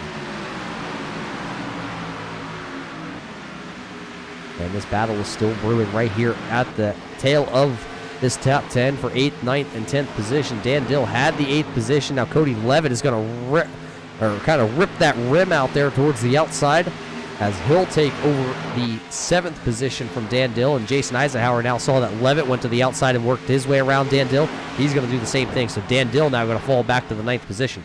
Levitt is shown in 7th. Eisenhower there in 8th. And Dill is now in 9th. Did Dan Dill possibly lose or use up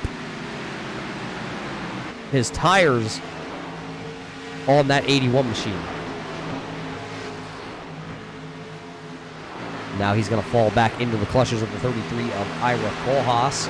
Ryan Jones has now worked around the number 5 of Jim Ott. Now here comes Ott with a big slide off turn number 2. Chris Brown did exactly the same thing behind him. It was just a spitting mirror image. So Ott, who was battling Ira Koolhaas for the top 10, has now fallen all the way back to the 12th position. Chris Brown is running 13th. David Carmen is 14th.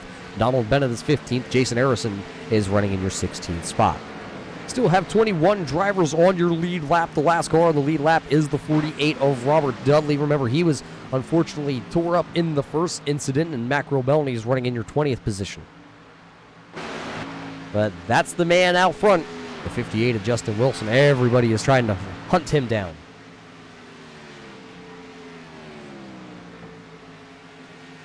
"58 laps still left here in the Longhorn 250 tonight" by Jordan Smith and Margarita Man himself. Now that'd be a question to ask him. How many times does he go to Margaritaville a week? All I know is it's 5 o'clock somewhere, and that 58 machine is just out on a tear here tonight. Looking at corner speed alone, it looks like Justin Wilson is just able to carry a little more corner speed. Looking at like 4 or 5 miles an hour faster through the corners right now than Jamie Leach is. And Jamie Leach is just sitting back here in the 2nd position. He doesn't have any pressure out the front, doesn't have any pressure out the back, because you can see Jeff Pogo back there.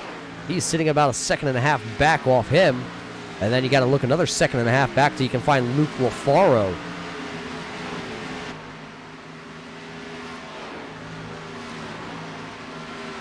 Luke LaFaro was your points leader coming into the night. Winner from Daytona, and just kind of carried that momentum all season long. He had a wrecked car a couple weeks ago, but he still battled back for a top 10 finish after being a lap down. And if I remember right, he actually finished inside the top 3. We got to talk to him after the race. Eric Holly sitting here right now running in the 5th position, doing exactly what he needs to have a good points night.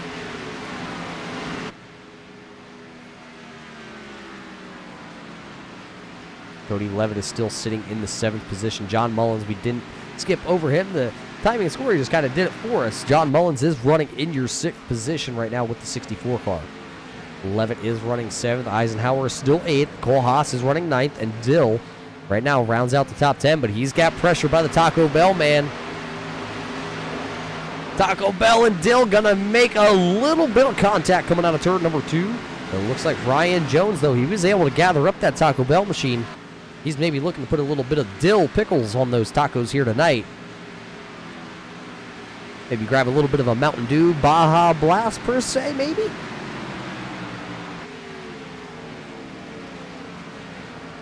We do have to apologize for my voice here tonight a little bit, as you can hear it going in and out. I am a little bit under the weather here with this funky weather here in Pennsylvania.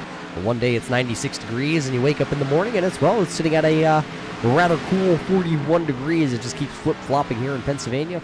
Hopefully we can get our voice back together as you hear it go out a little bit again there. But right now, Dan Dill holds on to that 10th position. Ryan Jones is sitting there in the 11th spot. Chris Brown, remember when it seemed all gloom and doom for the number 1 of Chris Brown as he was wrapped up in that first caution of the day? Chris Brown has rebounded. He stayed out there. They put front nose back on the number 1 car, and he's running right there in the 12th position, right ahead of Jim Ott. Something happened, I think, to the number 36 there of Jason Eisenhower, that time off turn number 2. I think I saw the car shoot a little bit sideways, and there is definitely a little more damage on the right front fender of that 36 of Eisenhower. He was running in the 8th position, just a couple car lengths back from the back bumper of the 38 of Cody Levitt. Now he's running behind Ira Kohlhaas, so he lost the position, and about a 2-second gap now till he could find the back bumper once again of Cody Levitt. You're probably looking at pit stops coming up here in just about 10 laps. A lot of these guys actually talk about 10 laps. Cody Levitt actually going to come down pit road. He'll be the first one to break away for pit road. Figures he is now inside the window that he could make it to the end. As you see that 7.5 Brewing car come to a stop. Right side tires going on here for Cody Levitt. The question is going to be now that Cody Levitt's coming down pit road, when's the next person going to come down pit road? I can tell you that it won't be your leader here of Justin Wilson, because he's going to stay out in that car. He has a 4-second lead over Jamie Leach. Maybe look for Wilson to try and run it out as far as he can go. He does have the lead. He does have time to give up if he needed to, and that gap continues to grow. It was 4 seconds at the line. Now coming into turn number 3, it's 4.2 seconds back to Jamie Leach. John Mullins also hit pit road last time by, so he's going to take the Cody Levitt approach.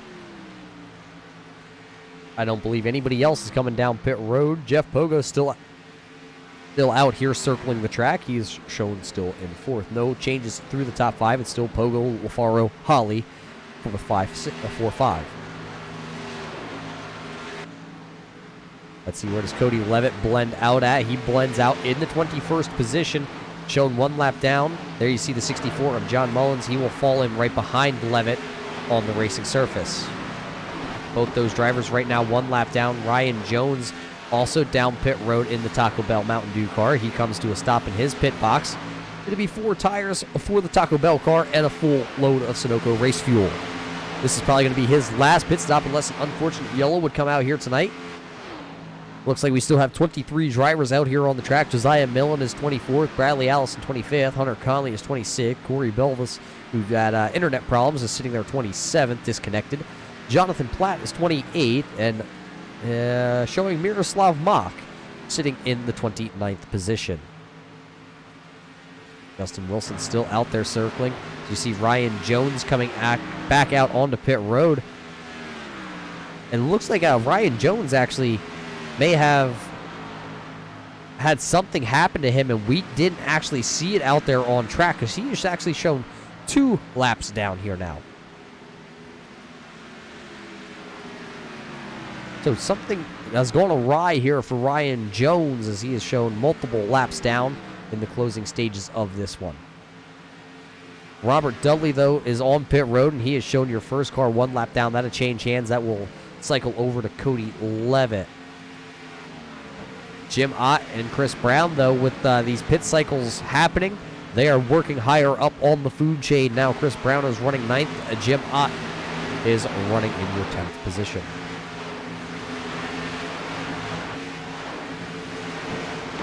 Jason Harrison looks like he may be coming to pit road this time by. The Sim Speed Shop 36 car off the pace a little bit as he is down onto the apron. Here he comes. He's going to bring it to the Sim Speed Shop pit crew to put 4 tires on and try and bang out as much damage as they can here, and probably going to knock this one out here right around a 14-second stop.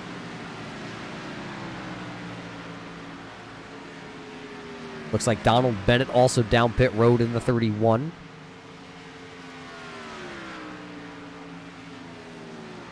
Here comes Jeff Pogo. He's going to pit out of the top 5. And here comes Eric Holly. He's going to follow him right behind. So 2 teammates hitting pit road right here to nose to tail. It's going to be Pogo and Holly coming down here on lap 117. There goes Donald Bennett. He makes his stop. He's going to merge right back out in front of Jeff Pogo. He'll try and get back out onto the racing surface. Jeff Pogo comes to a pretty crawling stop there into his pit box. It doesn't want to make any mistakes out there on track. Justin Wilson's still out there. Dan Dill has also brought the 81 down pit road. Michael Bromley has also come down pit road. Chris Brown is down pit road. The question is going to be, remember, Cody Levitt was one of the first guys onto pit road. Where is he going to cycle through? And there goes Cody Levitt. He is now back into the 11th position. He is still your first car, 1 lap down. Well, Luke LaFaro has come down pit road in the number 20 car. He gives up his top 5 running position. And there you see Jamie Leach. He will pit here. And it looks like also the timing and scoring jump, but Justin Wilson is down pit road, so Jamie Leach is going to follow Wilson down pit road. Michael Bromley right there as he avoided the 58 there of Wilson.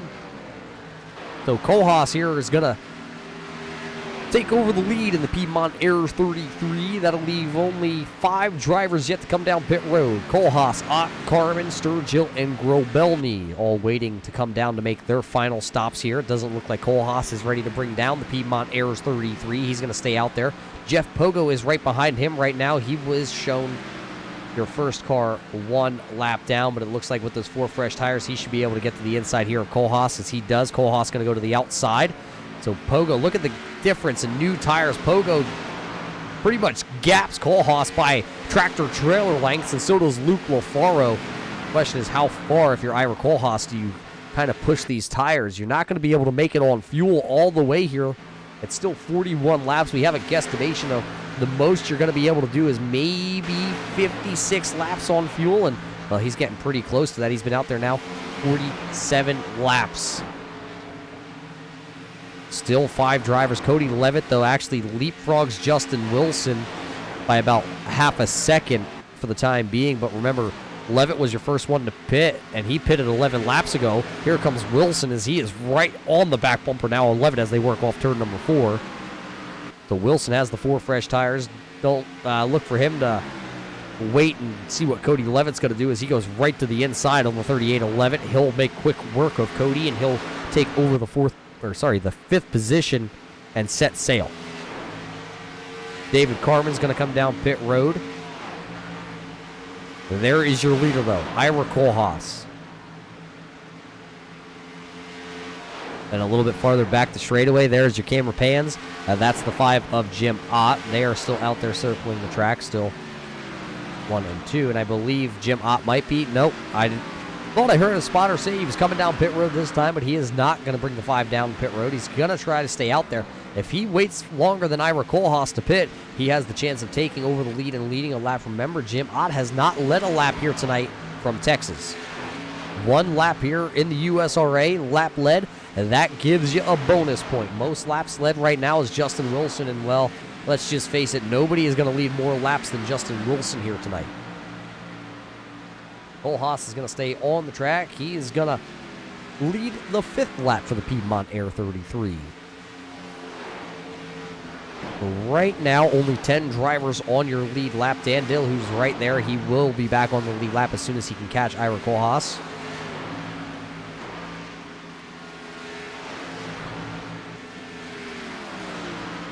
Dan Dill only pitting 6 laps ago as he's going to go to the inside. And look at it. Look at the rocket ship that Dan Dill has as he goes to the inside here on Ira Kohlhaas. There's a speed difference of 10, almost 12 miles an hour actually through the corner between Ira Kohlhaas and Dan Dill. Actually, by the time they come off, it's even more. It looked like almost a 20-mile-per-hour difference. Still got 3 guys out there. Kohlhaas, Ott, and Sturgill still circling the way. Right now it's showing, once this kind of cycles back through, it'll be Wilson, Leach, LaFaro, Mullins, Pogo, Holly, Dill, Eisenhower, Jones, and Brown. Something happened to Cody Levitt. Oh, a bunch of damage on the 7.5 Brewing 38 machine. Right front damage, left front damage as he is down onto the apron. I think he's going to bring that car down. He had a game plan and he was trying to stick to it, but that car is all sorts of out of whack here on lap 126. You see Ira Kohlhaas still out there on track. Jason Eisenhower looking to the inside here. He is shown in your 11th position. He is trying to get his lap back the old-fashioned way, as it looks like he will get his lap back. So with Jason Eisenhower going around him, that will now put 11 drivers back onto your lead lap. Ira Kohlhaas, Jim Ott still out here on the track. Jim Ott running the bottom groove here. He's going to stay out once again. He's not bringing the Pure Ink car down pit road. He really wants one lap lead here, but Kohlhaas not giving up the lead to give it to him. Going to make him try and earn it the hard way. You see Jones is starting to creep up on your leader, then Brown. Both those drivers running 12th and 13th. Kohlhaas takes the 33 Piedmont Air car to the inside lane. Here he comes. He's going to come down pit road. The question is going to be, though, can Jim Ott make it one lap? Jim Ott's going to stay out there on track. He's going to get his lap lead that he needs here tonight. The question, though, that's in the back of my mind is it a little too late now for Jim Ott? As everybody's been on pit road here. Michael Sturgill also coming down pit road. As you see Donald Bennett, he's going to get his lap back. So Donald Bennett runs in your 15th spot. Everybody's out there on those new tires. Jim Ott still out there circling on the old ones. And he's going to go around once again. So he's showing that he has enough fuel here. That'll be the 56th lap out there on fuel for Jim Ott. At this point, he knows he has a wounded car. He knows Justin Wilson's faster at this point by far. He's got the new tires. He was able to beat him on the old tires. He's playing a strategy game at this point. With 31 laps to go here at Texas, he is looking for a caution to trap a lot of these guys a lap down, plus being able to put himself on the same cycle, but it doesn't look like he's going to have enough time because now here comes the 5 of Jim Ott down pit road. And this will be the last stop for Jim Ott, and there goes your leader. He takes it over before Ott even gets onto the pit road speed, as Justin Wilson now takes back over the lead. 30 laps to go, and he's got a 5.5 second lead till you can find Jamie Leach. And then you got to go a little about 2 seconds back. You find Luke LaFaro running in your 3rd spot. You leapfrog Jeff Pogo under those green flag pit stops. Pogo runs in your 4th spot. And then sitting about 11 seconds back off the leader, that's going to be John Mullins. He's running there in your 5th spot. Eric Holly's going to come out of this green flag cycle running in your 6th position. Dan Dill will come out running in your 7th position, as that's the 90 of Sturgill going to the inside. That is not a Battle for position, as Sturgill actually is back out on track with 4 fresh tires. He was one of your last ones to pit along with Jim Ott. Jason Eisenhower is sitting here in the 8th position in that SimSpeed Shop 36 machine. Just inside the top 10, that'd be the number 1 of Chris Brown. They put 4 fresh tires on it 15 laps ago. He said it's the best the car has felt all night long, but he just does not have the speed that he thinks to run down Jason Eisenhower.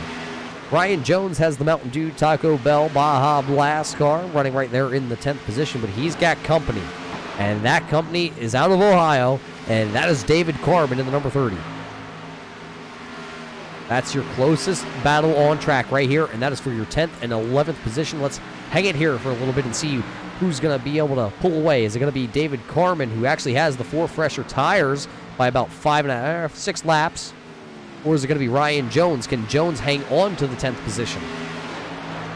27 laps as here comes David Carmen. He gets a better run off turn number 2 down the backstretch. He has the inside advantage. And it looks like Ryan Jones knows that, and he's going to give up the position for the time being. Maybe Jones can take it back on the long run. He's going to try and cross it over. Just too much momentum with those 4 fresh tires for David Carmen in the number 30. He'll take the 10th position.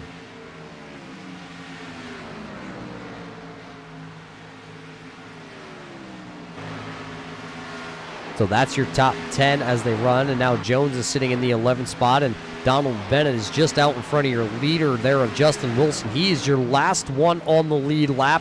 And right now he is trying all he can do with that 31 Turn 3 Racing Network car to stay on the lead lap. Right now he's yelling shoe booty, he's yelling debris, water bottle, fan on the fence. Anything to try and get these officials here for the USRA to throw a caution flag. He's going to need it, and he's going to need it quick. He's got older tires than Wilson, and Wilson is chewing him up.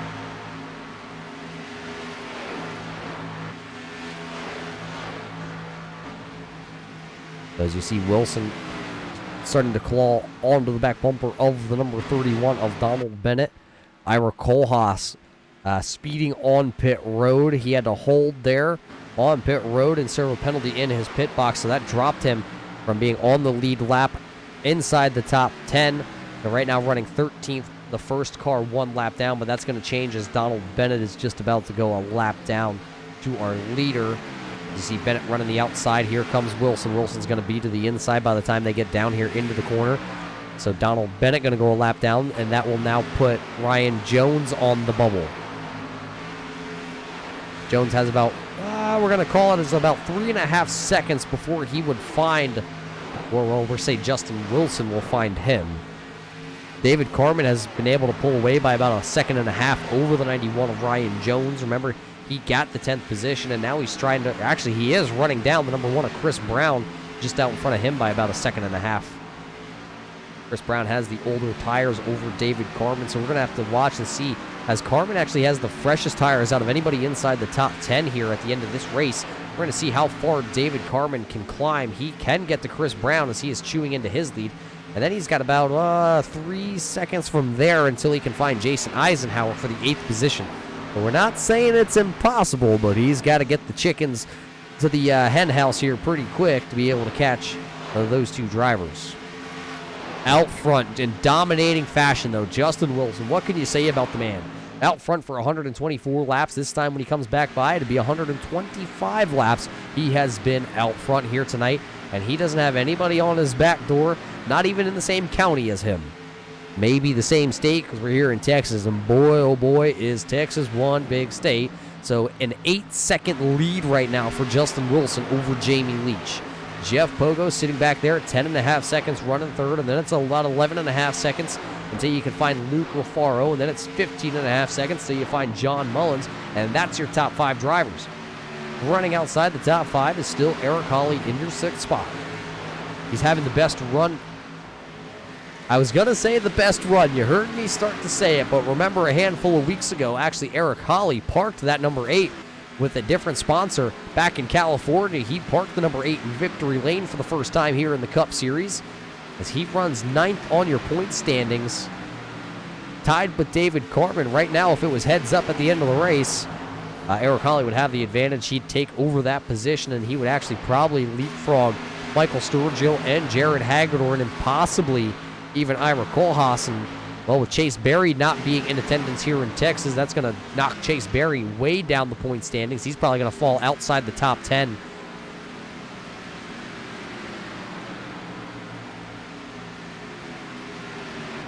Justin Wilson, 19 laps to go and an 8.5 second lead. Now he is caught up to that 91 there of Ryan Jones. It looks like Michael in the number 7. Oh, almost actually gets a little loose there coming off the corner and almost put her up into the outside wall. That could have been disastrous as our leader of Wilson is right there. It looks like he's going to be able to get around that number 7 car pretty good. Ira Kohlhaas, though, trying to get his lap back as these guys are all going laps down to your leader. Kohlhaas has the freshest tires on the track, other than Jim Ott, but Jim Ott has shown 1 lap down running in your 17th spot. He risked a couple points here out front over a good solid finish possibly. We'll have to see where Jim Ott's going to finish off the night. So Kohlhaas is going to take the position from Ryan Jones. That's going to show Kohlhaas there in the 11th spot, and your leader of Wilson right out in front of him. Can he get the old lap back the old way? It's his anniversary. We know he wanted to win one here tonight in Texas, sporting those Terry Labonte colors for the Piedmont Air for Piedmont Airlines. But right now, he's just looking to try and possibly work his way back into the top 10. David Carmen is going to be the next victim to go a lap down. He runs in the 10th spot, and he's actually not closing any more on Chris Brown. The tires have started to equalize on the number 30 of David Carmen. He's just got 16 more laps, but the leader is breathing down his neck. Right there is the distance. Sitting at about 2-second deficit right now. Right now, your leader, though, of Justin Wilson, doesn't want to let Ira Kohlhaas back onto the lead lap. If he would let Ira Kohlhaas get around him, that would put one more guy back onto the lead lap. And if we would get one of those late caution flags, that'd be one more guy he's going to have to worry about. We know Kohlhaas has some speed in the 33 car. Just unfortunately, with a speeding penalty and staying out longer, it has put the 33 way behind here in Texas. And it's one of those things. Once you're behind here at a track like this, unless you're going to get cautions, you're going to be behind the rest of the night. Ask Jim Ott right now. He put himself behind by making a little contact with the outside wall off turn number 2, back about right before the halfway point, and he's been struggling ever since. Just hasn't been able to dig himself out of the hole. I think since Kohlhaas has now caught Wilson, he just can't get around him, can't find a way. He keeps going to the top side to try and work his way around the leader. Just not able to really get the momentum built up and keep it built up. As there is no battles inside the top 10. These are actually some of the closest cars on track. And it's a lap down car, the 33 of Kohlhaas and your leader of Wilson. A couple guys back here. That's Stephen Holmes. He runs right now in the 16th spot. There's Cody Levitt. Cody Levitt's back out on track. He spent 7.5 minutes down on pit road to get repairs done to that 38 car. He comes out now running in the 22nd position, 16 laps down, the last car running on the racetrack. So he went from having a strategy with the 38 team that they chalked it up before they entered the event here tonight at Texas, that they were going to be the first one on the last green flag stop to come down pit road to try and leapfrog some guys. And it looked like he had the strategy, just unfortunately didn't get to execute it the way he thought it was going to work out. As Luke LaFaro almost into the outside wall. Luke LaFaro, we didn't see it happen on the timing and scoring, so something must have happened to the driver over number 20. He was running in the 3rd place, and he had about a 1.5-second gap over Jeff Pogo. But something happened to Luke LaFaro where he has lost the 3rd position to Jeff Pogo and then has fallen about a second behind the 24. So your top 5 runners go Wilson, Leach, Pogo, LaFaro, Mullins. Your top 5. Holly, Dill, Eisenhower, Brown, and Carmen, your next 5 drivers. And Carmen is still trying to stay on the lead lap. And your leader of Justin Wilson is right there nipping on the heels. You see Ira Kohlhaas started to back her off just a little bit. The tires are starting to really fade on that car. There goes the 58 of Wilson to the inside here. He will put the number 30 of David Carmen 1 lap down. So now your leader of Wilson setting the blistering pace here tonight. With 10 laps to go, he's going to get 9 to go this time by at the line. He has lapped into the top 10. And Chris Brown, who's not that far out ahead of your leader, is in jeopardy here tonight of going a lap down. Chris Brown has actually caught the 36 here of Jason Eisenhower, so he could possibly pick off Eisenhower and pick up the 8th position. We're stick here and see if Chris Brown can kind of get a good run and see if he can work that damaged one around Eisenhower's 36.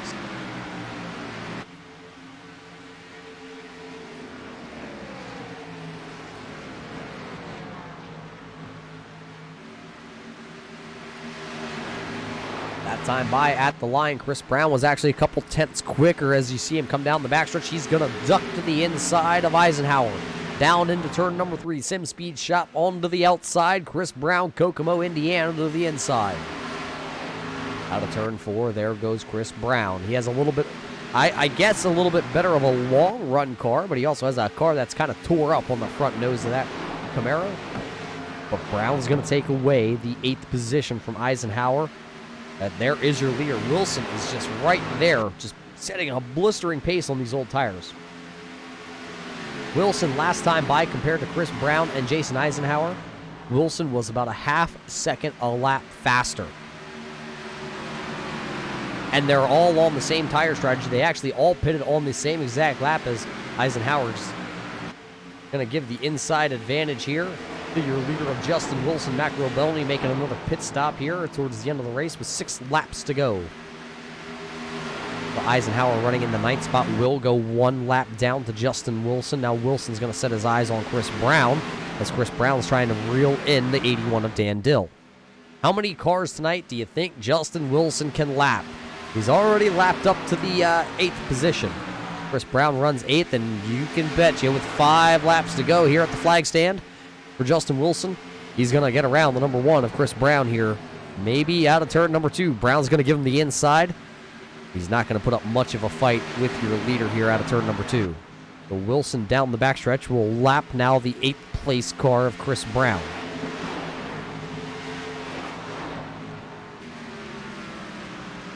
Jason Eisenhower looking to try and take advantage of the number 1 of Chris Brown, going a lap down, but he wasn't able to put the power down. Got a little bit sideways off corner number 4. He'll lose ground to Chris Brown.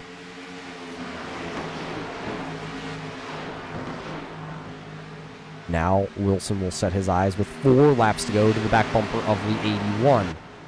He can lap Dan Dill. That'd be the 7th place driver, and I believe that's all that he will be able to lap here tonight unless he has some rocket boosters up underneath that car. He won't get to the 6th place car of Eric Holly. Off turn 4, it'll be 3 laps to go here from Texas in the Longhorn 250 in the closing stages. As you see him work to the inside of Dan Dill. Dan Dill will, just move right up the track, and he'll fall back in line behind the Margaritaville car as they work down the backstretch. 2.5 more laps here tonight for Justin Wilson. He's saying at this point, boys, let's not have a caution flag, but Chris Brown is now going to start to attack the 81 here of Dill. He is there. He just hasn't found a way around him just yet. Popsicle sticks in the air that time by for Justin Wilson. It's going to be 2 more laps. 3 miles of racing left here tonight. Wilson has clear track ahead of him. Nothing that he's going to have to worry with the lap traffic here the rest of the night. It's just going to be him and hitting all his marks as he comes off turn number 4. He's going to see the flagman hanging out over the side. It's going to be the white flag waving. 1 more lap to go from Texas for Justin Wilson. You can say he's pretty much led the way. He has dominated tonight. There is nothing that has been able to stop Justin Wilson from hanging out at Margaritaville before the race. And, well, he kind of showed up here for the race, and he's going to go right back to Margaritaville after this one, I'm sure, because it's still going to be saying 5 o'clock somewhere. Maybe Alan Jackson and Jimmy Buffett are going to be hanging out with him. But out of turn number 4 for the final time here tonight for the Longhorn 250, it's going to be the 58 of Justin Wilson. He comes across the line. He wins tonight's race, sponsored by Jordan Smith. And, well, who's going to come home second? We still got 12 seconds before we're going to find out. And there it is, coming across the line now. It's going to be the number 2 of Jamie Leach, followed by Jeff Pogo in 3rd. Coming home 4th here tonight, going to be Luke LaFaro. John Mullins going to come off turn number 4. He'll see the checkered flag in the air, and he's actually followed by Eric Holly, so 5th for Mullins, 6th for Holly. Dan Dill is going to come across the line here in 6th place as Chris Brown did, or 7th place. Chris Brown did not get to the back bumper of the 81 in time. Chris Brown will come home in 8th. Jason Eisenhower will bring the Sim Speed Shop car home in your 9th position. Ira Kohlhaas rounds out the top 10. Find the rest of your favorite drivers as we step away and watch Justin Wilson celebrate here from Texas.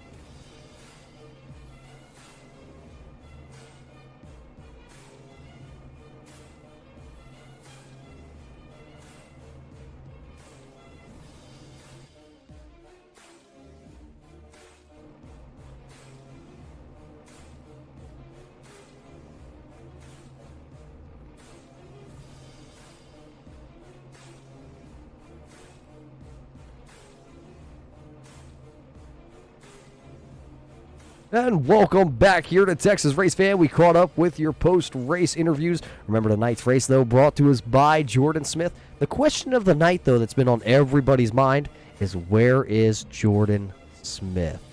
That's the magical question. If anybody knows where Jordan Smith is, go ahead and send in an anonymous tip, if you will, to the USRA Facebook page. Everybody's looking for him here tonight.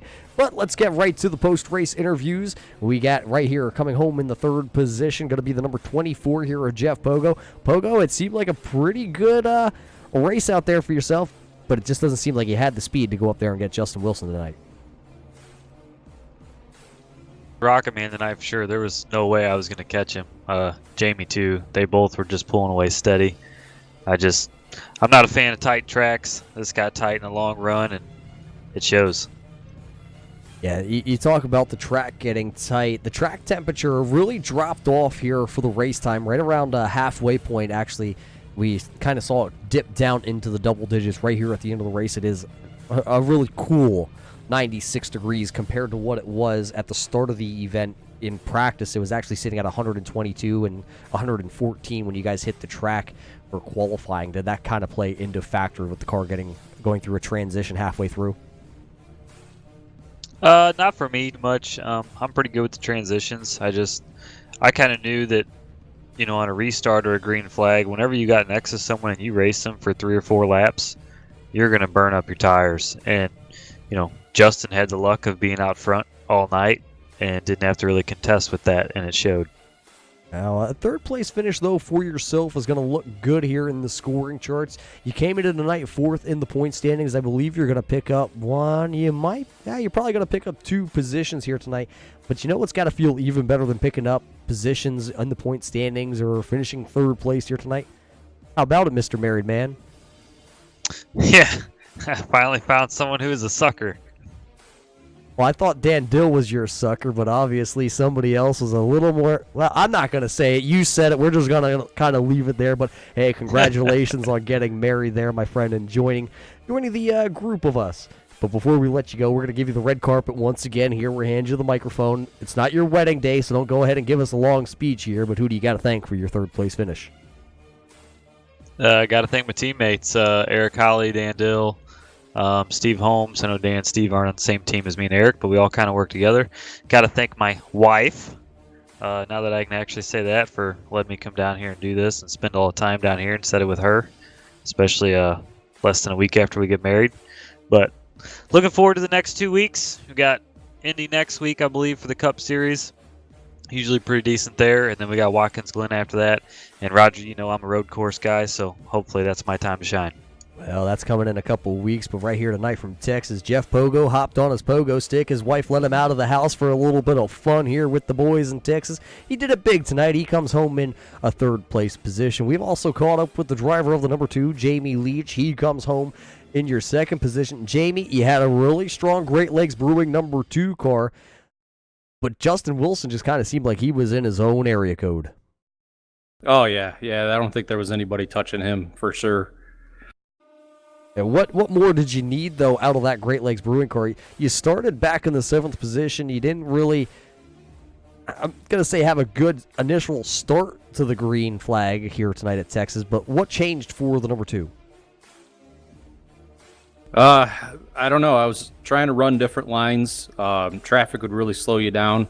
But even after I got out of traffic and was trying all the different lines, I still wasn't gaining anything on Justin. Yeah, so a second-place finish here tonight's got to feel good for yourself. You kind of had some bad luck of late. You've been in contention week after week to kind of snag victories here with the USRA and the Cup side. But a second-place finish at this point has got to feel like a win. Yeah, it does. I've been having some real bad luck lately. So, yeah, I will definitely take a second place. Well, it's the end of the night from Texas. You're going to be able to go grab one of those Great Lake Brewing beers and have it. Well, let's ask you, since you're here, which one's your favorite? Edmund Fitzgerald Porter. It's got to be. Oh, man, he drinks porters. There's something wrong with this guy. But, hey, Jamie, you know what? I'm not going to diss on it. Porter's your porter. That's your beer of choice here. You're going to be able to drink one here tonight in just a little bit. But how about we hear those shout-outs, any sponsors you got to thank for their helping the number 2 car? I'd like to give a shout-out to Dave and Skip Carmen, USRA, all the admins here, and Roger, you up in the booth. Well, there you heard it from your driver of the number 2 out of Ohio. Has the Great Lakes Brewing sponsorship on that car. He's a porter drinker, we just found out. Well, let's find out what your winner is going to be drinking here. Justin Wilson, is it still 5 o'clock in Margaritaville? You know it always is. Always 5 o'clock in Margaritaville. My friend, I think right around halfway through this race, you may have just checked out and went to Margaritaville. You finished over Jamie Leach by about 11 and a half seconds on the timing and scoring. What was inside that 58 car that made it so fast here from Texas? Just a little bit of taking it easy in the corners. I knew I had to be aggressive at the very beginning because of just everybody on fresh tires, everybody really fast, but I just held that white line. I mean, I was on that white line, and it just seemed to be the fastest way around for me. I noticed a lot of people ventured, but I felt like the bottom was my lane, and I didn't feel like I needed to move anywhere. Well, you didn't have to move. And tell us about that long run there at the end. It seemed like there was a bunch of different strategies. Did you have a strategy played out in your mind that you needed to be able to stay, wait till there was 40 laps to go? And like a lot of guys who came down, they were out there for a long time at the end of this race. Yeah, I mean, caution was always on my mind too, that if I pitted too early, that a caution would come out and kind of screw up the whole plan. But I knew the second that Jamie and Pogo and those behind me, that as soon as they pitted, I was going to pit the next lap, because fresh tires was a 2-second lap difference, and that's a lot of time for every lap that you stay out. That is a lot of time, but you had a lot of time to kind of give back. But tonight was Texas, and it was hot, and it was slick, and some guys said the car was tight. What do you think, though, going into next week when we go over to the famous Indianapolis Motor Speedway? What kind of racing do you think we're going to see next week in that Indy? We should see some pretty close racing, but it's going to really be about all the runs and the draft, I feel like. I haven't really turned any laps at Indy in a while, so I'm new to this cup package. This is probably like my second ever race with this cup package, so I'm still really learning, so I have no idea what to expect.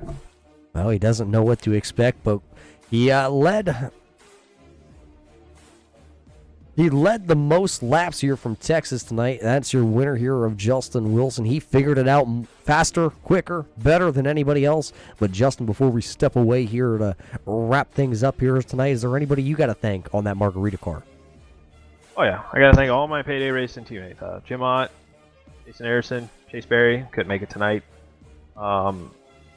And Aaron Daffler, he wasn't able to make it tonight either.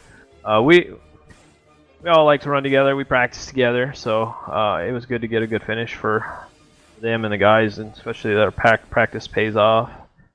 And I gotta thank my wife too for letting me do this as well, because like Pogo said, you gotta spend some time away from her to do this. So. Yeah, you didn't want to be the one that messed that one up. We won't mention any names in case Mrs. Leach is out there listening somewhere on the YouTube side of things. So, Wilson, you're a pretty smart man. But, hey, congratulations on your win. Head back on over to Margaritaville, and maybe you can find Alan Jackson over there, because it's still going to be 5 o'clock in Margaritaville. Justin Wilson winning tonight, leading 146 laps here from Texas out of the 160. Want to talk about a dominating fashion. Have to see if that car clears tech inspection just yet, but Jamie Leach coming home second. Little Jeff Pogo, the newly married man, coming home third. Luke LaFar, your points leader, had still a good point tonight. He comes home in your 4th position. John Mullins has a great finish here from Texas. Best finish of the year for the 64 car. He comes home 5th. Eric Holly still having his solid finishes. He comes home in the 6th position. Dan Dill having the best finish of the season so far for the 81 crew. He's going to come home in the 7th position. Chris Brown still rallies back to finish inside the top 10 after being wrapped up in lap 1 and a caution flag in the quad oval. He'll finish in the 8th position. Jason Eisenhower in the 36 makes his appearance here from Texas, and he makes his presence known that he can still run here with the big boys. The Sim Speed Shop driver, he comes home in the 9th position. And Ira Kohlhaas, the man that had the anniversary tonight, he's going to round out the top 10 here from Texas, and he has one great finish. Unfortunate, sad news, though, coming across the waves here for the driver of the 33. Unfortunately, lost Uncle Phil today, passing away with a long battle of cancer. So all of our prayers and condolences go out to the Kohlhaas family out there. We hope everybody else is doing well in the family. We'll keep Uncle Phil in our prayers here on the Turn 3 Racing Network. But that's going to end our post-race show here from Texas for the Longhorn 250. Catch us next Thursday night right here with the USRA at the Battle for the Brickyard. Who's going to come across the bricks first? Tune in next Thursday to find that one out.